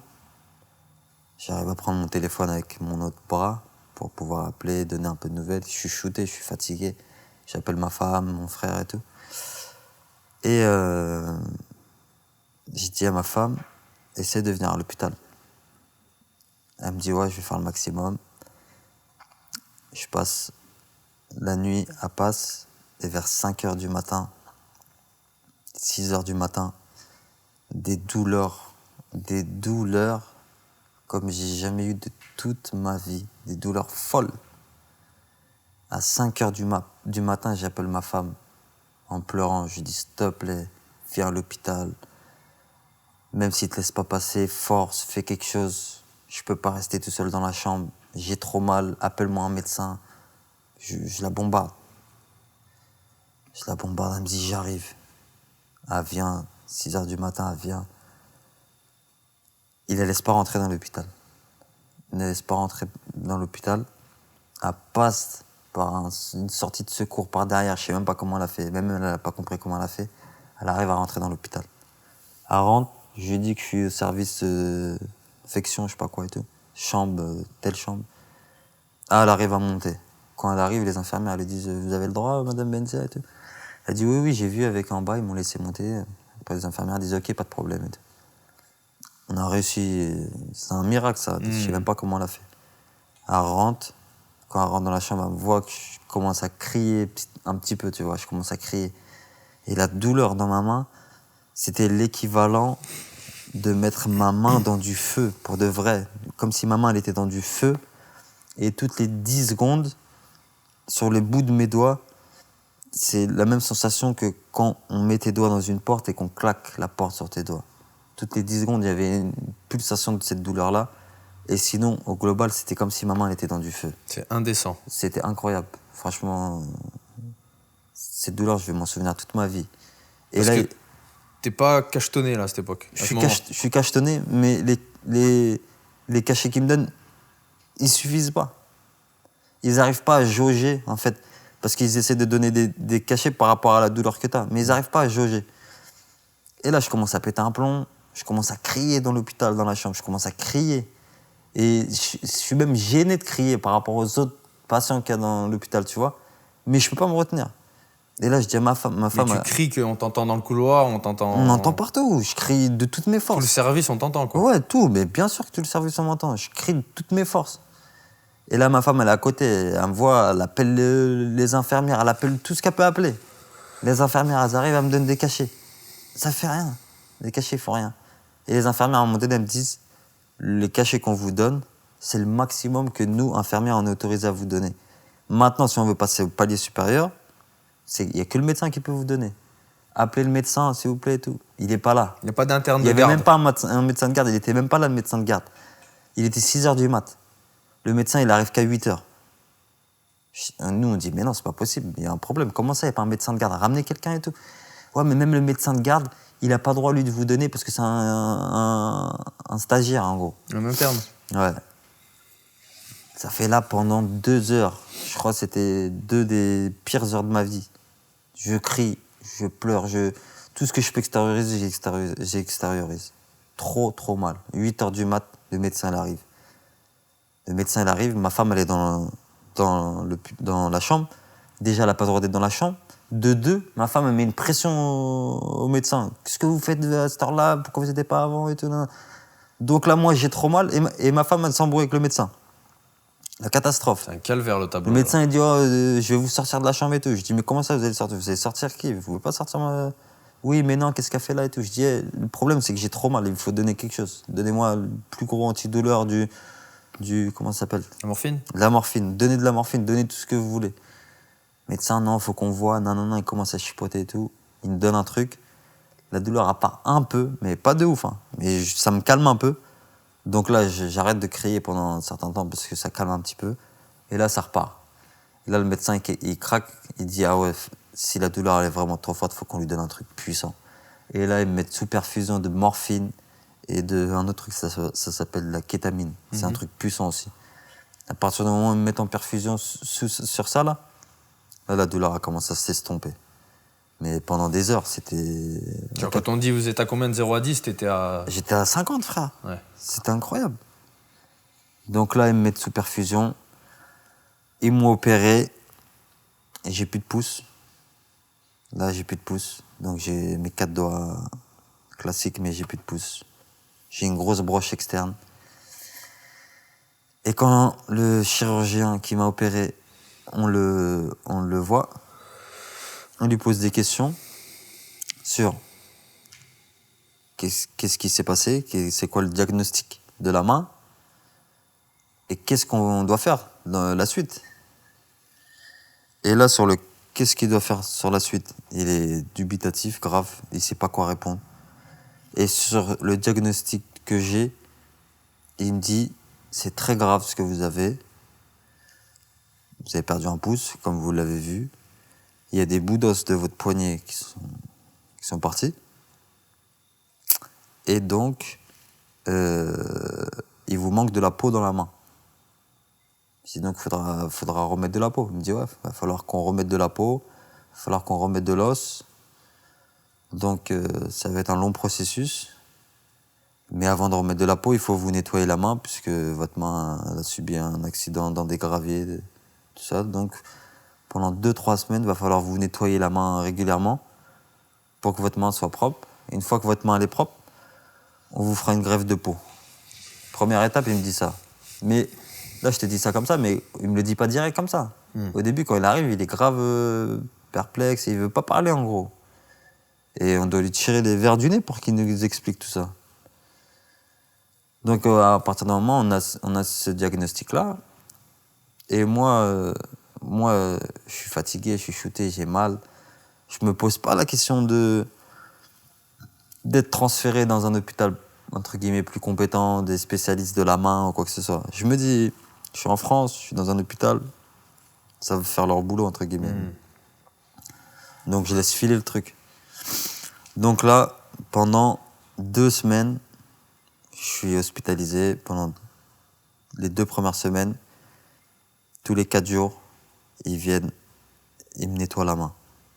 Tellement la douleur elle est trop forte quand ils doivent me nettoyer la main, parce que à ce moment-là, j'ai plus dans 1/3 de ma paume de ma main, j'ai plus de peau. C'est à vif.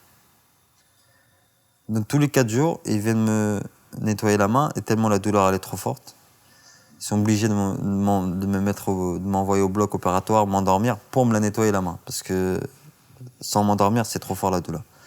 Donc ils me nettoient la main pendant 15 jours, 4 fois.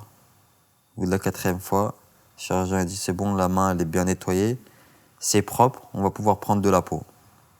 Donc là, il parle avec moi, il me dit l'idéal c'est de prendre de la peau vers l'aine. Tu vois. Je lui dis d'accord. Il est censé connaître son métier, il est censé avoir déjà fait ça plusieurs fois pour moi. Donc il me dit on va prendre de la peau au niveau de l'aine, Il y a 90-95% de chances que ça se passe bien. Des greffes de peau, on en fait souvent. Nanana. Ok. L'opération, elle dure 7 heures ou 8 heures. Grosse opération.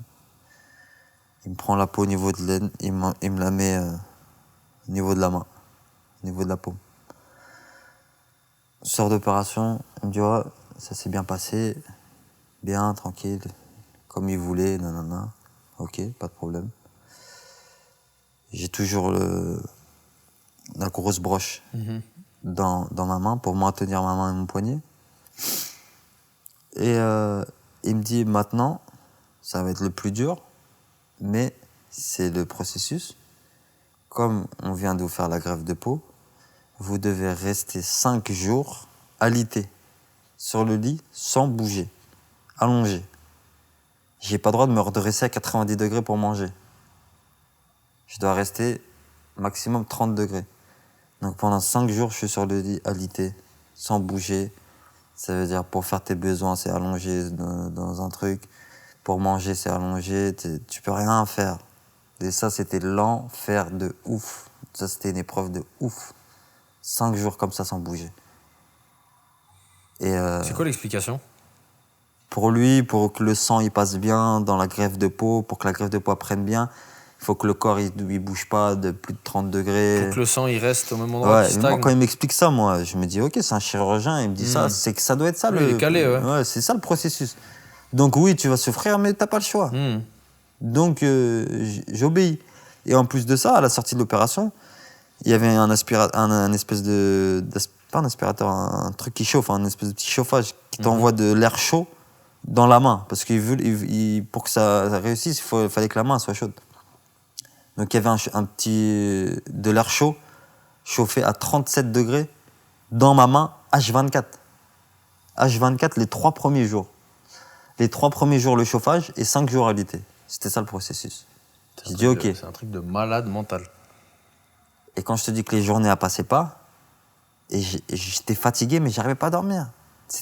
En fait, c'était la catastrophe de bout en bout. Des fois, je dormais 1 heure. Par exemple, je dormais à 1h du matin. Je dors. Je me réveille. Je me dis, ouais, il doit être 4-5 heures. Là, j'ai dû dormir 3-4 heures. Je te jure que de 1h du matin, c'était 1h15. 15 minutes qui étaient passées. Je me dis, ouais, mais comment je vais faire? Le temps, il passe pas. Il n'y a rien à faire. Tu es bloqué dans une chambre. Allongé. Allongé dans un lit d'hôpital, allongé, du chaud qui t'envoie dans la main, et ça vient un peu dans ta tête, dans tout, tu vois. Donc t'es en sueur, t'as chaud, t'as mal à la main, t'as pas Même pas les d'appétit. pisser. T'as pas d'appétit. Quand tu pisses, tu dois pisser dans une bassine. C'est la catastrophe. Mais quand je te dis, là, franchement, ma fierté d'homme, elle était plus bas que terre. Là, je me sentais vraiment, vraiment comme une merde, frère. Ouais, il n'y a aucune. Enfin, Il n'y a rien. Et puis, je me les sentais infirmiers, tout le monde te voit à poil toute la journée. t'essaies de faire du mieux que tu peux, mais c'est la catastrophe, frère. Ça alourdit encore plus, je pense, le. Tout. Et Tu surtout, t'en veux encore plus, là, dans ces moments-là Non, ou ça a été. par rapport à... Bah, à ce que t'as fait, à ton choix d'acheter ce buggy, Ouais, finalement. tu t'en veux. Toute ta vie, tu t'en voudras. Mais après, tu vois, nous, on est croyants. C'est que c'est le destin. Non, mais là sur l'instant. Parce Ah, dans l'instant on parlera de. oui, dans l'instant T, bien sûr, tu t'en veux. Ça Ah décuple oui. encore plus Oui, la oui, sentence, forcément. quoi. Pourquoi j'ai fait ça? Tu te le dis 1 million de fois dans ta tête. Pourquoi j'ai fait ça, vraiment, pour de vrai? Et donc là, je suis alité, tout ça et tout. Et il m'avait dit, comme je t'ai dit, 5 jours d'alitement, je crois on dit. Ouais, d'alitement. Et les 3 premiers jours avec le chauffage. Sauf qu'au bout du 2e jour, le chirurgien revient, il regarde ma main. Pour que la greffe de peau soit bonne, il faut que la greffe de peau elle prenne la couleur de ta peau en vérité, tu vois. Et là, ma peau elle commence à devenir un peu nécrosée, un peu marron. Et là, le chirurgien me dit, Monsieur Benza, j'ai une mauvaise nouvelle. Là, j'étais plus bactère. Et ben, il m'a remis un coup de marteau, il m'a remis encore plus bactère. Je dis, qu'est-ce qui se passe? Il me dit, la greffe de peau elle est en train de partir, le sang il passe plus dans votre main. Il faut que je vous reprenne au bloc opératoire et que je vous reprenne la greffe de peau, que je fasse de la chirurgie, de la minuscule, là, je sais plus comment ça s'appelle, pour refaire passer le sang.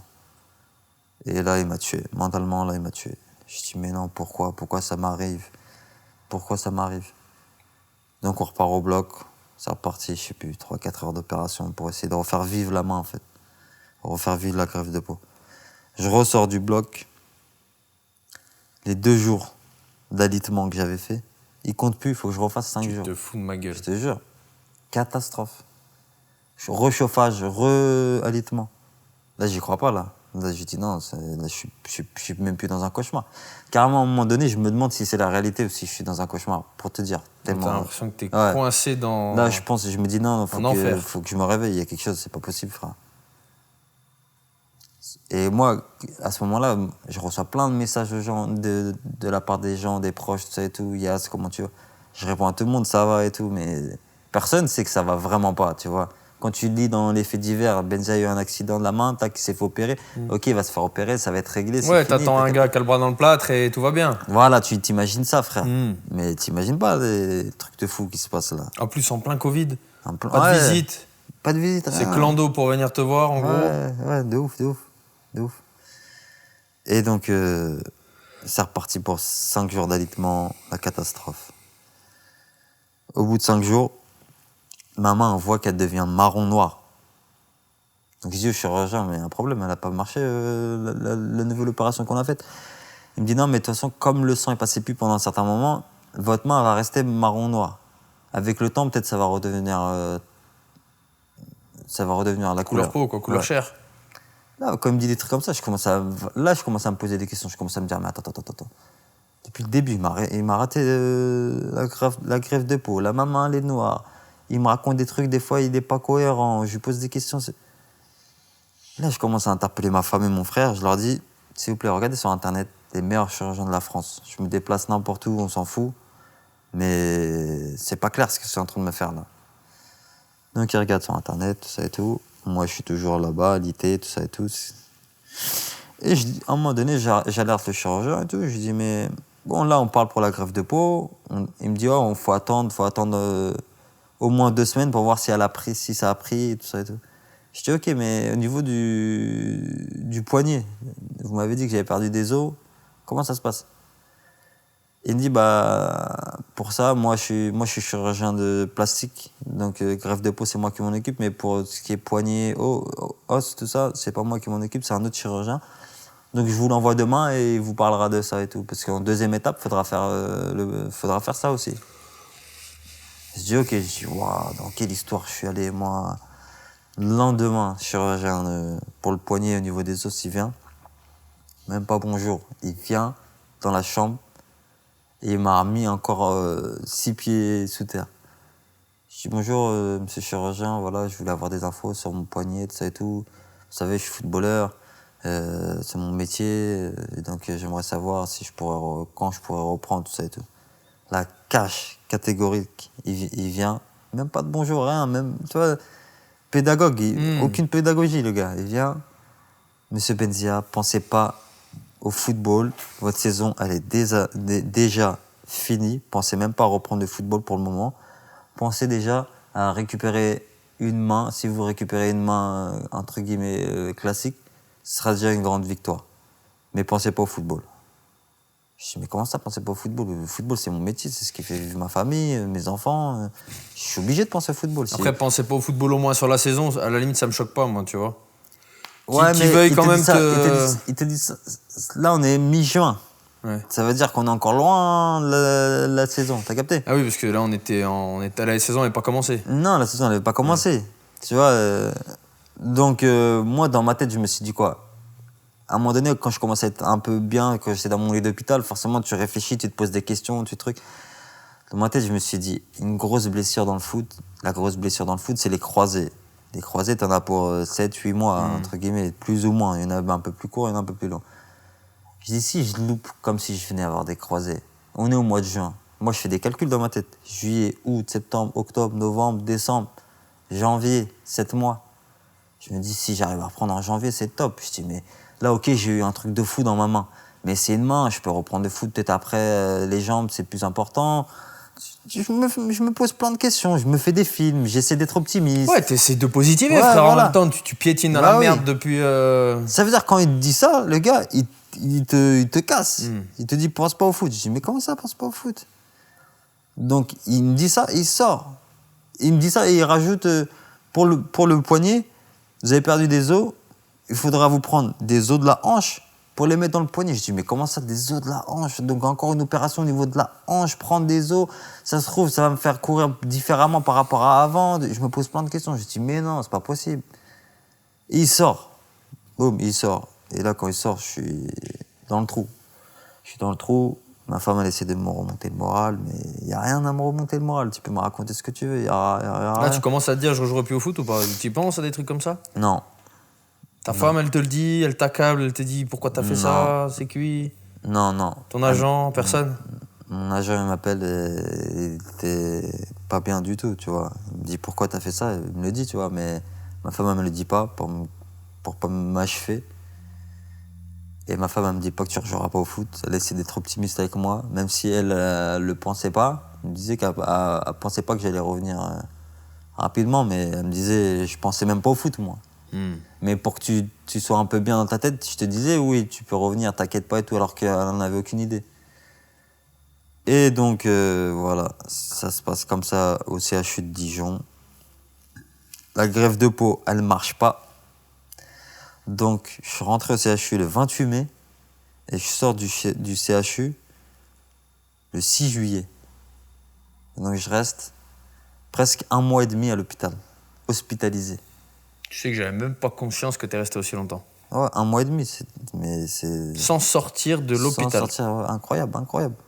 J'ai été sous perfusion de partout, des cachets de partout. Laisse tomber.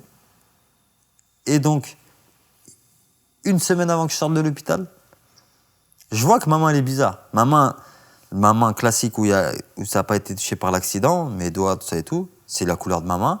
Et la peau qu'il m'a mise, le chirurgien, elle est marron. Marron, presque noir. Et lui, il me dit, vous pouvez sortir de l'hôpital, revenez une fois par semaine pour qu'on contrôle si la peau, elle est bonne et tout. Je me dis, mais qu'est-ce qu'il me raconte, lui?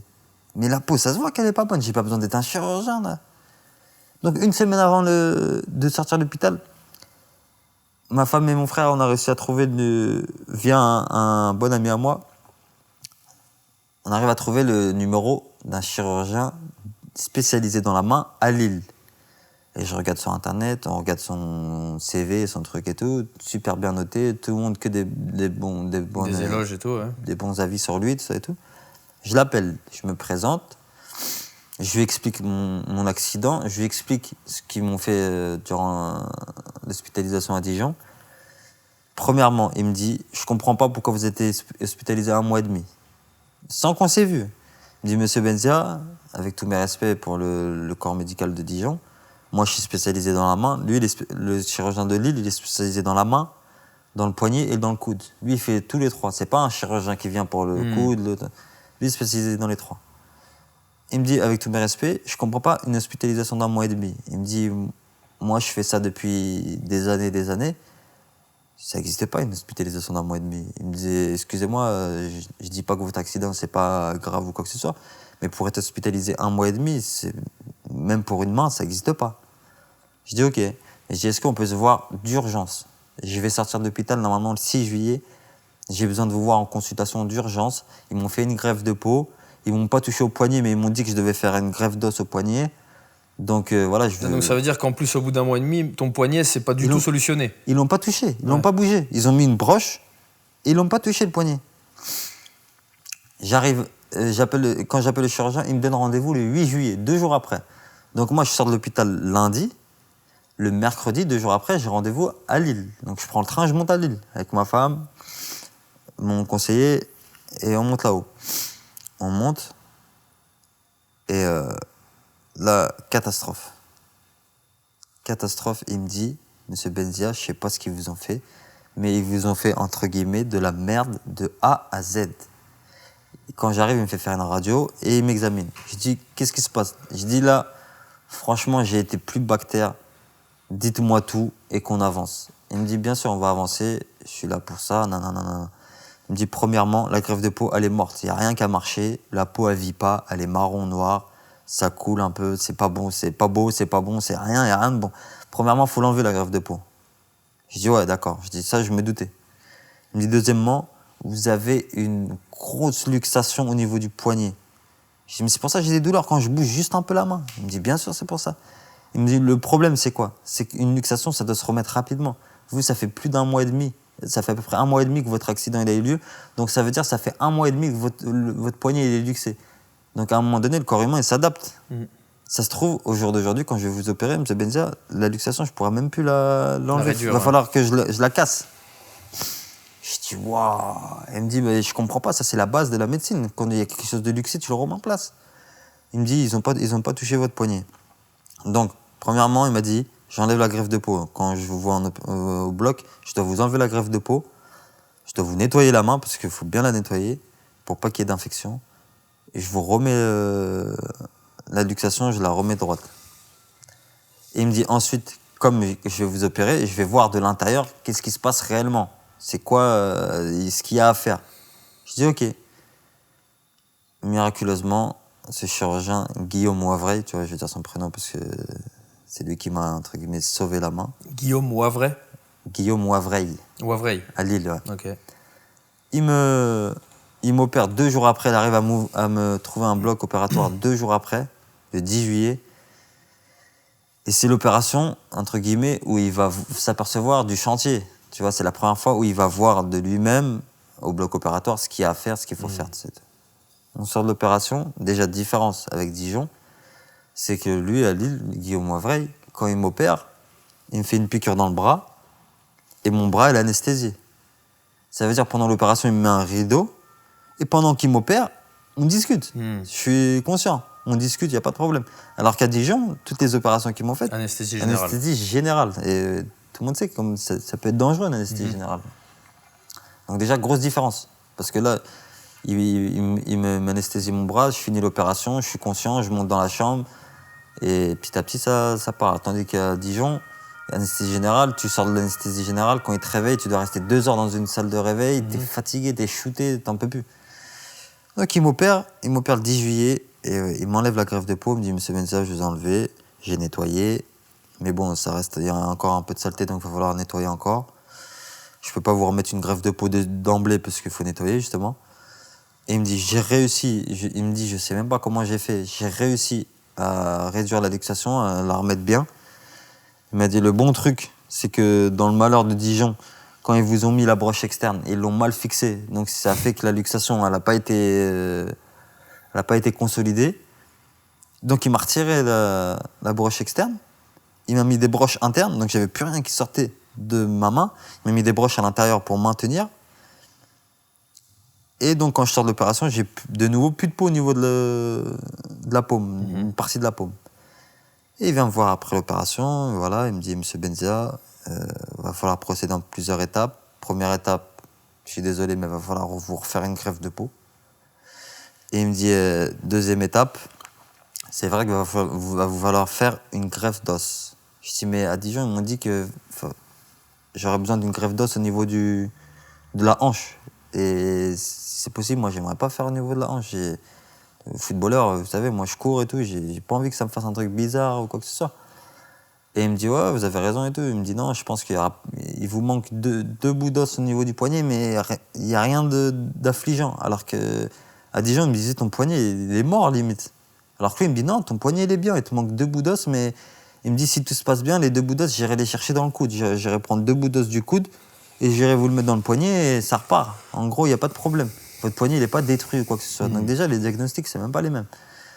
Et il me dit, par contre, au niveau de la main, je vous ai enlevé la greffe de peau. L'idéal, c'est de vous refaire une greffe de peau et de vous prendre de la peau au niveau de l'avant-bras droit. Il me dit, ça, c'est l'idéal. Je vous prends de la peau au niveau de l'avant-bras droit et je vous la mets dans la main. Et c'est fini, on n'en parle plus.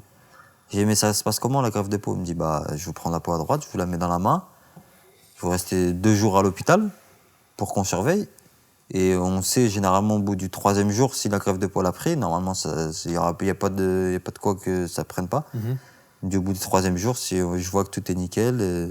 Lui, c'est simple, quoi, en fait. Ouais, je vous laisse sortir. Je dis, mais attendez, il n'y a pas d'alitement, il n'y a pas de chauffage et tout. Il me dit, quel alitement, quel chauffage? Je lui explique ce qu'ils m'ont fait à Dijon. Il me dit, ça, c'est à l'école, quand tu vas dans les livres, tu lis ça. Je dis, mais en pratique, ça ne sert à rien, ça. Il me dit, moi, quand je vous opère, vous retournez dans votre chambre. Si vous voulez vous lever, marcher un peu dans l'établissement pour vous aérer l'esprit, marcher pour les jambes, ça et tout, allez-y, avec grand plaisir, au contraire. Donc lui, il te dit, une fois que je t'ai greffé, tu peux marcher, faire ta vie, en gros. Ouais, c'est ça. Et 2 Et jours les après... autres, t'avais pas le droit de dépasser un angle Ouais, dans ouais. ton lit. Ouais. J'ai halluciné. C'est un truc... Ouais, enfin, on va en parler après, parce qu'on est obligé un peu de sauter vite fait les étapes, mais je pense que t'en veux à Dijon de dingue, non? Ouais, franchement, je leur en veux. Après, moi, comme je t'ai dit, je suis croyant et je crois au destin. Et si ça s'est passé comme ça, c'est que ça devait se passer comme ça. Mais forcément, j'ai toujours une partie de moi qui me dit, si j'étais allé voir ce chirurgien de Lille directement, j'aurais gagné du temps, j'aurais gagné des douleurs en moins, j'aurais gagné... Mon histoire, elle aurait été différente, tu vois. Tu vois, tout à l'heure au début, tu nous parles de ton calcul où tu te dis, bon, les croisés, tac, 8 mois, janvier. Ouais. On est en janvier, on va y venir après. Je touche du bois à l'aube d'une reprise. Pour l'instant, on est sur tes calculs. Ouais. Ouais, non, mais. Après, je t'ai coupé un peu la parole, tu vois. Non, pas de problème. Mais. Non, pour dire qu'au final, voilà. J'ai eu besoin de 2-3 opérations de plus avec le chirurgien de Lille. Et Dieu merci, il a réussi à faire tout ce qu'il m'a dit. Depuis le départ, lui, il m'a dit il faut faire ci, ça, ça. Il faut attendre 1 mois pour reprendre ci, ça, ça. Et au final, il a réussi à me faire toutes les opérations nickel. Et Dieu merci, pour le moment, ça se passe bien. Entre-temps, j'ai pu reprendre la préparation physique avec toi. Depuis fin septembre, on a repris. Où j'étais dans un niveau catastrophique. Tu vois, tu m'as bien vu. J'avais plus de muscles, j'avais plus rien. Bah, si ça parle aux gens, on a repris footing à 7 km/h, t'étais essoufflé sur un tapis de course. Ouais, voilà. 7 km/h, j'ai bégayé, j'étais fatigué à 7 km/h. Alors que 7 km/h pour un sportif de haut niveau, c'est. Ouais, je te dirais même pour un mec lambda, une personne lambda, de 50 ans, ça se fait, tu vois. Ouais. Donc, juste pour te dire, parce que durant ces opérations, j'étais pendant 3 mois sans sport, sous anesthésie, dans des opérations, dont une semaine alité. Donc j'ai perdu énormément de muscles, j'ai perdu beaucoup de conditions, pratiquement toute ma condition physique, clairement. Et donc à ce moment-là, j'ai fait appel à toi. Je t'ai demandé si tu voulais bien me reprendre de A à Z physiquement, quoi. Je t'ai dit clairement, j'ai plus rien physiquement. J'ai jamais été comme ça de ma vie. Même moi, quand je me voyais dans un miroir, j'étais choqué. Tu vois, de toute ma vie, depuis que je suis jeune, j'ai toujours fait du foot ou du sport. Donc j'ai toujours vu mes muscles bouger en mouvement, sollicités. Là, le fait que pendant 3 mois, je fasse plus rien et que j'étais sous anesthésie et tout ça, quand je touchais mes jambes, j'avais plus de muscles, vraiment. J'avais l'impression que mon muscle était parti. C'était un peu comme des chamallows, comme du chewing-gum. En fait. C'est ce qu'on appelle une atrophie, enfin une fonte musculaire, quoi. Clair. Et ça m'a fait peur, ça. Franchement, ça m'a fait peur, parce que je me suis jamais vu comme ça, en fait. Et donc, j'étais sollicité pour reprendre tout de A à Z. Et ça a été, et c'est toujours, un long processus, même si, pour une fois, depuis 6-7 mois, je vois le bout du tunnel. Clairement, là, aujourd'hui, on se parle. Je suis bien, tu vois. J'ai retrouvé une vie normale. J'ai repris le sport, je commence à reprendre le foot bien. Je me sens bien. Toi qui m'as vu il y a encore 3-4 mois, j'avais encore un peu la main en vrac. Physiquement, j'étais pas bien. Mentalement, j'étais pas bien. Donc là, au moment où je te parle, je suis un peu, entre guillemets, sorti des enfers. Même s'il reste toujours des trucs à faire, tu vois. On peut toujours se perfectionner. Il va falloir que je continue à faire du kiné pour retrouver la mobilité de ma main. Parce que là... Avec Julien, je pense qu'on peut lui passer un petit big up aussi. Julien, le kiné, on bosse tous les jours, tu vois. 6 jours sur 7, on bosse. Et là, je suis dans une phase bien, tu vois. Tu le vois à travers mon visage. Avant, quand ma main, elle était pas bien, porter mes enfants, j'y arrivais pas. Tu vois, des trucs au quotidien. Mettre des affaires, j'avais besoin de quelqu'un. Est-ce que tu te considères comme le terme exact, c'est une personne en situation de handicap? Est-ce que tu te considères comme un handicapé? Maintenant, là, tout de suite? Est-ce que ton invalidité sur ta main gauche te fait dire je suis une personne handicapée pour le reste de mes jours ou à l'heure actuelle? Ou t'es dans le déni? Enfin, ou est-ce que pour toi, t'es juste pas handicapé? Ou est-ce que t'as pas envie de te l'avouer? C'est Non, quoi non, non. l'état d'esprit? Ah non, pour moi, je suis pas handicapé, non. Pour moi, je suis pas handicapé. Même si au jour d'aujourd'hui, je suis... Par exemple, je peux pas faire mes lacets encore. Mettre des affaires, je le fais maintenant tout seul. Mais je vais mettre plus de temps qu'à la normale. Ouais. Il y a plein de choses dans lesquelles je suis encore... Mais c'est pas ça, du coup, la définition d'être handicapé? Oui, mais maintenant, je suis encore limité. Mais moi, j'ai espoir que toutes les séances de kiné... Et normalement, le chirurgien, il m'a dit que j'allais retrouver la mobilité de ma main. J'allais peut-être pas retrouver 100% de la mobilité de ma main. Mais il m'a dit que j'allais retrouver la plupart. Ouais, dans une vie de tous les jours. Ouais, pouvoir revivre avec ma main normale, tu vois, pouvoir refaire mes lacets, pouvoir faire... Parce que là, je sais pas si tu l'as dit tout à l'heure aux gens. En fait, donc, Non, ton on n'a pouce pas a parlé de été ça. amputé. Ouais. Le chirurgien a déplacé ton index quasiment à l'endroit où était ton pouce. Quasiment, parce que tu m'as expliqué qu'il y avait un écart à respecter. Ouais. Et il l'a pivoté un peu sur l'intérieur, réduit en enlevant une phalange, pour que du coup, ça ait la fonctionnalité et l'aspect d'un pouce. Ouais, c'est ça, ouais. Hein, on est d'accord. Hein. Ouais. Voilà. C'est juste pour que les gens le sachent. Ok. Bon, on est obligé, dans un souci que la vidéo ne dure pas 5 heures, je suis obligé d'un peu, tu vois, Ouais. accélérer un peu, mais là, on est, pour les gens qui regarderont la vidéo, on est à l'aube, enfin, on est à la veille de ton rendez-vous, de ton dernier rendez-vous médical, qui normalement va acter ton retour, ton aptitude à la reprise dans un groupe professionnel de football. C'est ça, hein, c'est demain. Ouais, c'est ça, ouais. Voilà. J'aurais encore plus aimé qu'on puisse dans la vidéo annoncer que tu as eu la validation, mais moi sincèrement j'ai pas de doute, tu l'auras. Enfin, fort heureusement je pense, hein, même toi dans ton malheur, et comme tu le disais tout à l'heure, tu es croyant, et même si on ne l'est pas, si on philosophe, je sais pas si on peut... En tant que footballeur, ça a été une main qui a été touchée, et c'est mieux que ça avait été un pied, ça paraît complètement idiot de le dire, mais tu serais handballeur ou rugbyman, ta carrière était finie. Ouais, Déjà, je pense, de toute clairement, façon, ou tennisman. Ouais, je pense Tu vois clairement, ouais. Donc là, voilà, comme on dit, quand on essaye de... Positiver, ouais. T'essayes d'ailleurs, enfin, ou est-ce qu'au moment où tu te sentais au plus bas, t'arrivais à te dire ça pourrait être pire, j'aurais pu mourir, ou j'aurais pu être tétraplégique? J'essaie de me le dire, mais c'est pas facile. Sincèrement, c'est pas facile. J'essaye, hein, je me dis, Yas, imagine c'était la tête, c'est fini pratiquement. Imagine c'était un pied ou une jambe, ton métier c'est fini. Peut-être même le pire, la paralysie. Ouais. J'essaie de me le dire, mais tant que ça t'est pas arrivé, c'est du mal de te le dire. C'est dur d'y penser. Je suis plus sur le fait de me dire pourquoi ça s'est arrivé, pourquoi tant de complications, pourquoi, tu vois.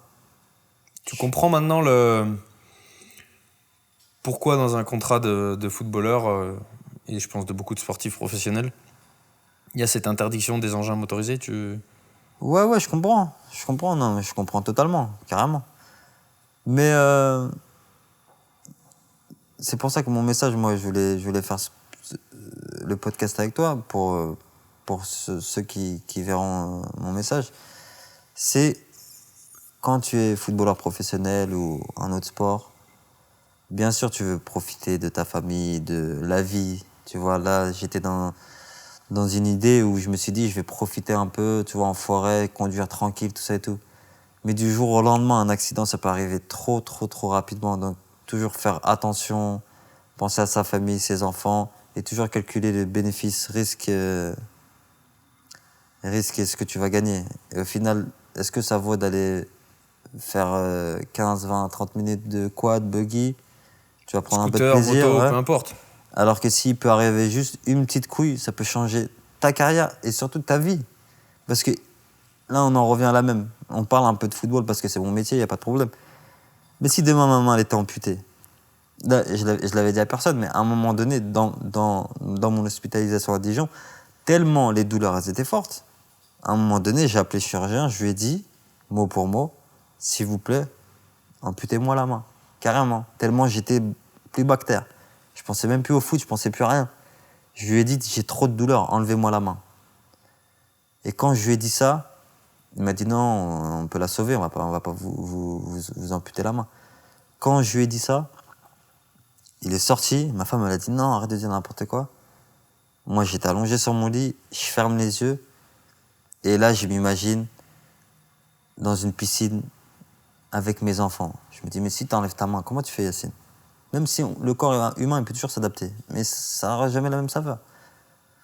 Si tu veux prendre tes enfants dans tes bras, comment tu fais, Yacine? Plein de questions comme ça, je me suis posé.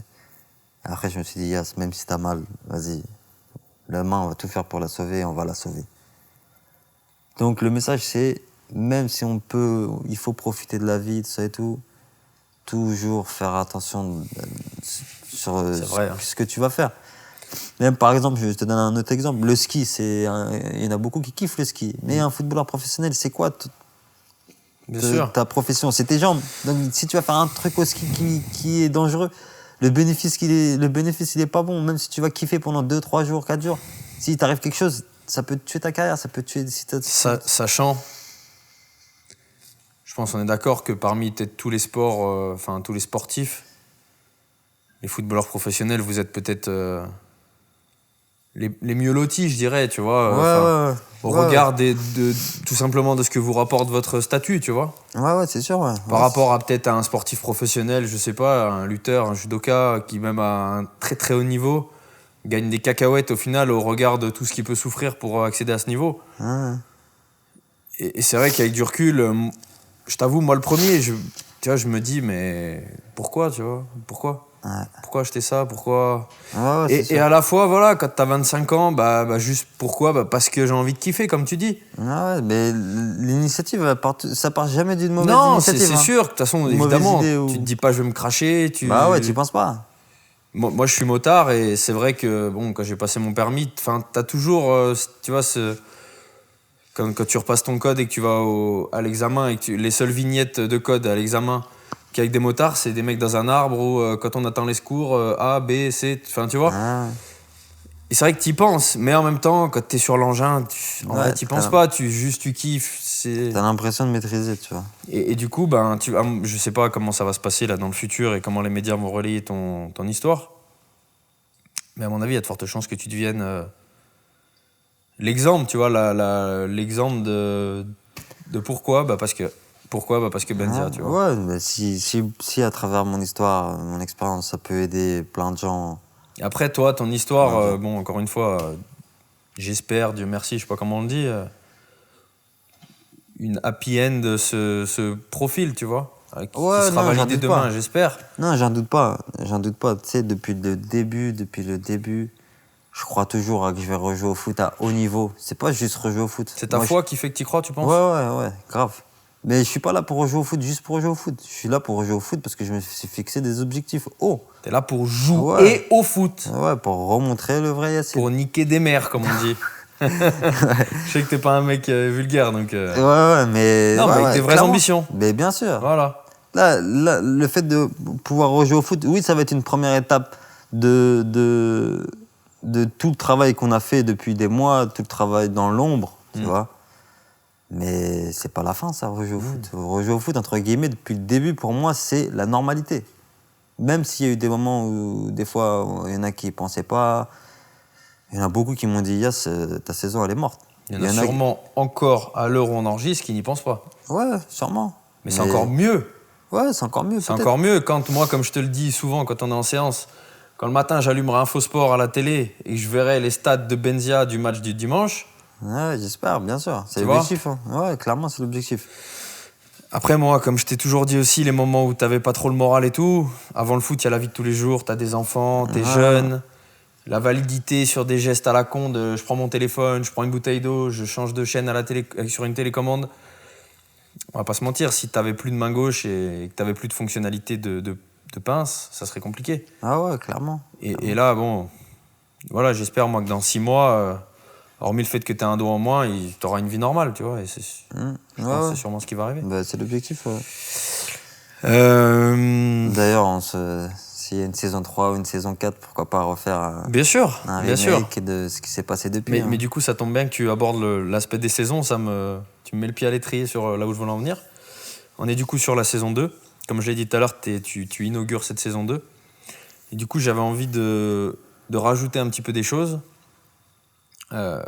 Et après, bon, moi, en tout cas, Enfin, en tout cas, je revendique cet esprit un peu créatif et j'aime bien ne pas parler que de sport, pas que de muscu, et j'aime bien tout ce qui est un peu artistique, tu vois, la musique, la bande dessinée, etc.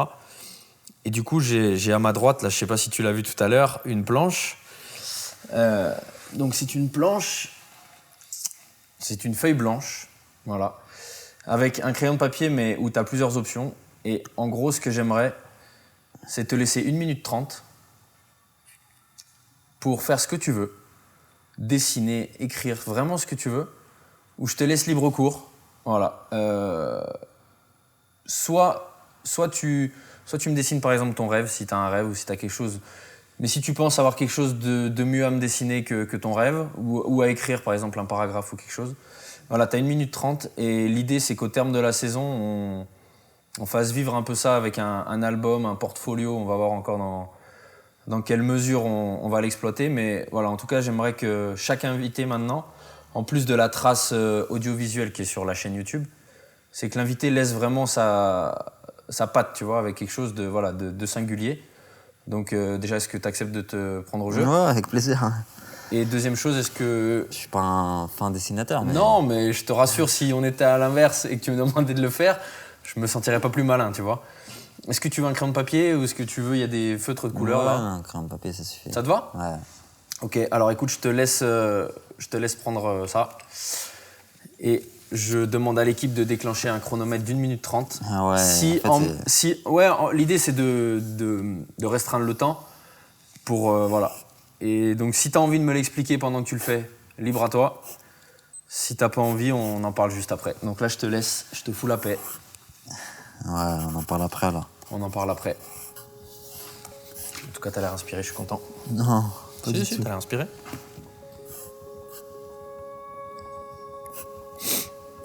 L'équipe me confirme qu'il reste un peu moins d'1 minute.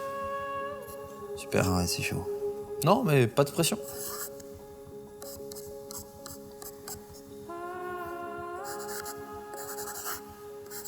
T'es à un peu plus de la moitié du temps, t'as encore le temps.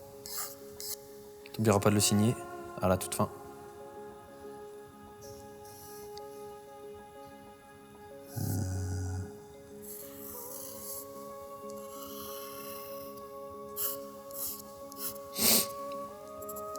Il te reste 20 secondes.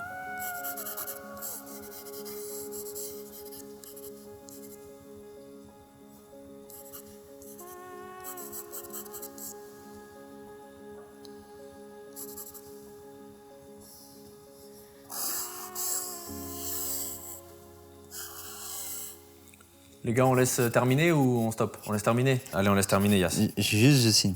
Bah, t'es à 1,34. Tiens, frère.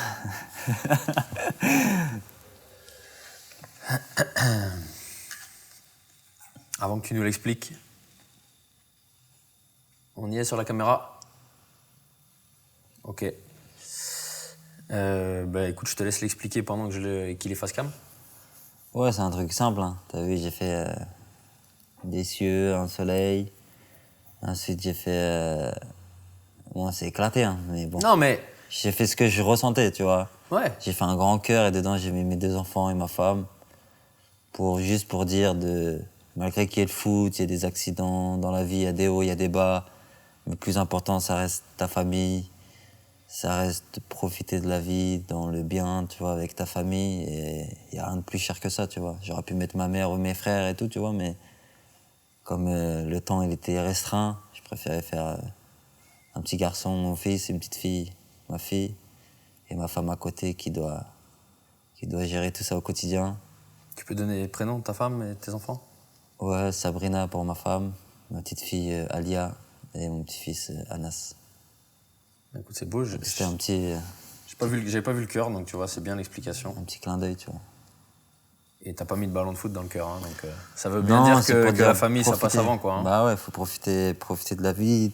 Comme mon accident m'a fait montrer aussi que du jour au lendemain, tout pouvait se passer rapidement et que les moments de la vie, il faut les chérir plus fort. Et même au-delà de mon accident, il y a aussi le quotidien qu'on vit maintenant avec tous ces virus, toutes ces choses où on est enfermé, où Ouais, le scénario se corse. Exactement. Donc, profiter de sa famille, il n'y a pas mieux que ça.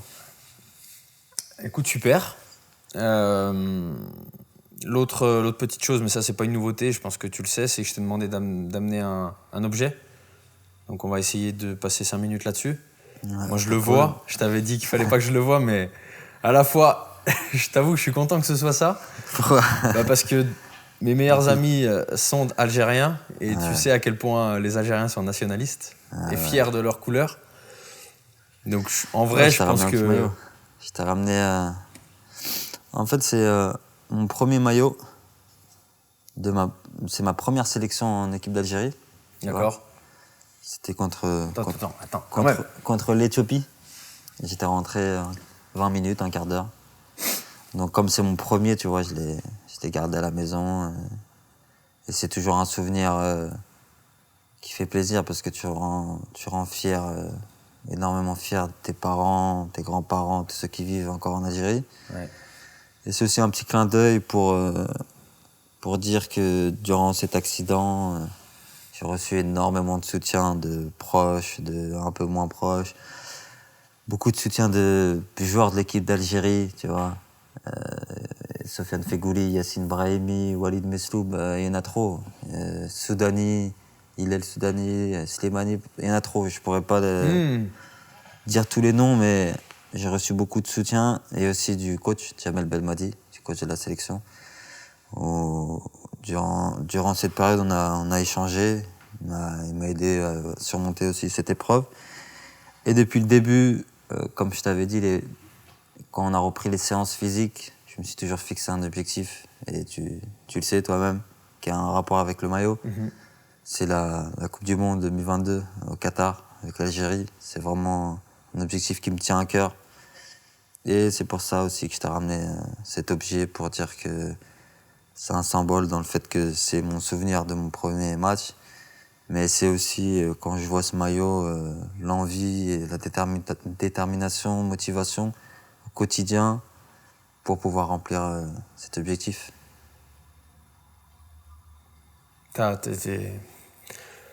Du coup, quand on a suivi ton histoire de l'intérieur, on a l'impression que ça a duré 2 ans, que t'as... Et là, de voir qu'on... J'allais dire con, mais bon, je vais pas m'inclure parce que c'est toi, tu vois. Si, Mais... tu peux t'inclure parce Non, que tu non, fais. mais voilà. Tu peux parce que tu fais partie de. Non, mais puis c'est pas l'idée. Enfin, puis là, je suis là pour te donner la parole, tu vois. Mais en tout cas, j'ai l'impression que t'es déjà. Alors, le déjà, et je pense qu'il est pas adapté parce que pour toi, déjà, c'est enfin, tu vois. C'est pas Ouais. déjà, à mon avis, tu vois. Mais voilà, ça montre à quel point, et je pense que les gens ils vont en prendre conscience, que quand tu passes 1 mois et demi à l'IT à pas savoir si tu vas garder ta main et du coup, quelques mois après, postuler, envisager une sélection en équipe nationale de foot, tu vois, qui est quand même le sport peut-être le plus dur pour percer, pour faire sa place, pour garder sa place. Et je pense que tu en as conscience aussi que, entre guillemets, la sélection, elle t'attend pas et qu'il y a d'autres bons joueurs et qu'il Ouais, va bien falloir sûr. voilà, Exactement, se ouais. battre. Ça, c'est sûr. Mais bon, en tout cas, moi, je suis là pour le coup, je peux en témoigner que la détermination à revenir, elle est bel et bien là. Donc, en tout cas, moi, c'est vraiment tout le mal que je te souhaite. On va quand même pas conclure tout de suite. Il y a un tout petit truc qui fait encore partie des nouveautés. J'avais juste prévu 2-3 petites questions un peu où, tu sais, l'idée c'est de répondre un peu du tac au tac sans trop réfléchir. C'est pas des questions pièges, voilà, c'est des questions un petit peu classiques. Et l'idée c'est de l'écorcer un petit peu. Toi, ça va moins te poser problème que d'autres. Pour les gens qui ne le savent pas, moi je suis coach, préparateur physique et dans mes méthodes d'entraînement, j'utilise pour certains des sportifs de haut niveau le calcul mental un peu, tu vois. Et du coup, je vais te poser les questions et en même temps, je vais t'envoyer des petites équations.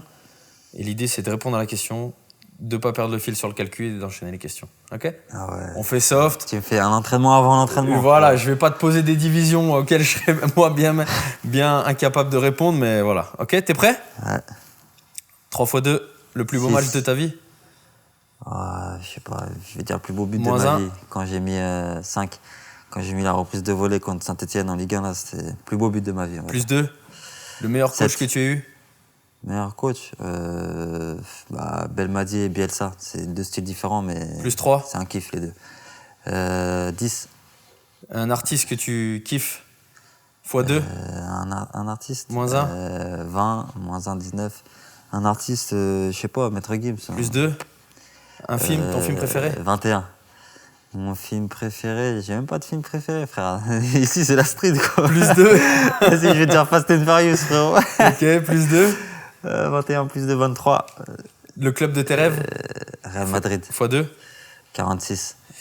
Si t'avais pas été footballeur? Plus 1. 47. Franchement, si j'avais pas été footballeur, je sais Moins pas. 10. 37. Moins aucune 10. idée. 27. Franchement, Plus 20. aucune idée. 47. Je sais pas, j'aurais fait quoi. Je me serais démerdé, en tout cas, ça c'est sûr. Plus 2. 49. Dijon ou Lille? Moins 1. 48. Moins Dijon. 1. 47. Plus 3. 50. x2. 100. Zidane ou Ronaldo? Le Brésilien. Zidane. Plus 10. 110. Booba ou Caris? Wow. Plus 1. Ni l'un ni l'autre, frère. 111. La France ou l'Algérie? Les deux. Plus 2. 113. La classe. Putain, mais tu rajoutais encore 100, ça faisait 213, ça faisait l'Algérie, frérot. Eh ben voilà. Eh ben écoute. On c'est finit bon. sur 213. T'as passé le message. T'as passé le message. Écoute, on va conclure, je pense. Je suis trop content. Ah, merci à toi. C'est moi qui te remercie parce que, à travers ce podcast, beaucoup de gens verront ce que j'ai traversé depuis maintenant fin mai, donc ça va faire 7 mois. Juin, juillet, août, septembre, octobre, novembre, décembre, janvier, 8 mois. Donc, très peu de personnes savaient, à part mes proches, très proches, et encore, je n'ai pas tout dit à tout le monde, puisque ça, c'est du domaine de l'intime, et je voulais surtout pas parler avant d'avoir repris la compétition. Donc, je te remercie de m'avoir donné la parole. Je suis pas quelqu'un qui aime parler dans les médias, qui aime me montrer ou quoi que ce soit. Je suis plutôt quelqu'un de discret. Aujourd'hui, je me suis ouvert par rapport à mon accident parce que je savais qu'il fallait que j'en parle un jour ou l'autre. Et aussi par rapport à toi, parce que j'aime bien ton concept des podcasts et je t'avais dit que j'irais parler dans ton truc en premier, tu vois. J'apprécie parce que je sais que t'es pas un bavard, quoi. Enfin, Ouais, j'aime pas, tu vois, je suis plutôt quelqu'un qui reste dans son coin, qui fait ses trucs et voilà, quoi.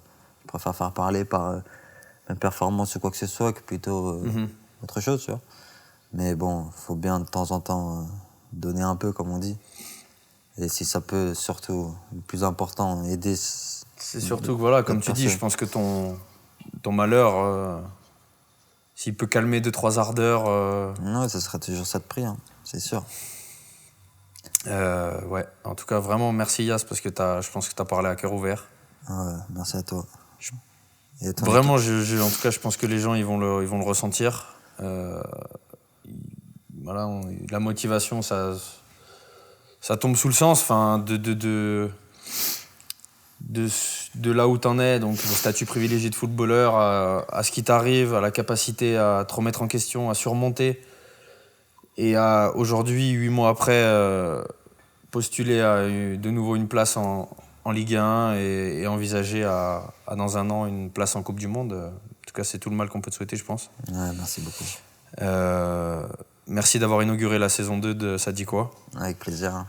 Moi, je remercie encore Fitness Boutique, du coup, qui me permet de prolonger l'aventure dans les mêmes conditions, avec la même logistique, la même grosse équipe qui m'accompagne, les archimètres que je remercie, qui sont derrière les caméras.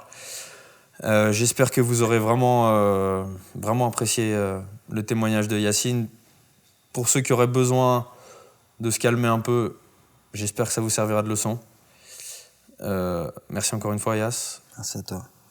Je compte sur vous. Abonnez-vous à la chaîne. Likez les vidéos. Partagez les vidéos. Et moi, je vous dis à très vite sur Ça dit quoi.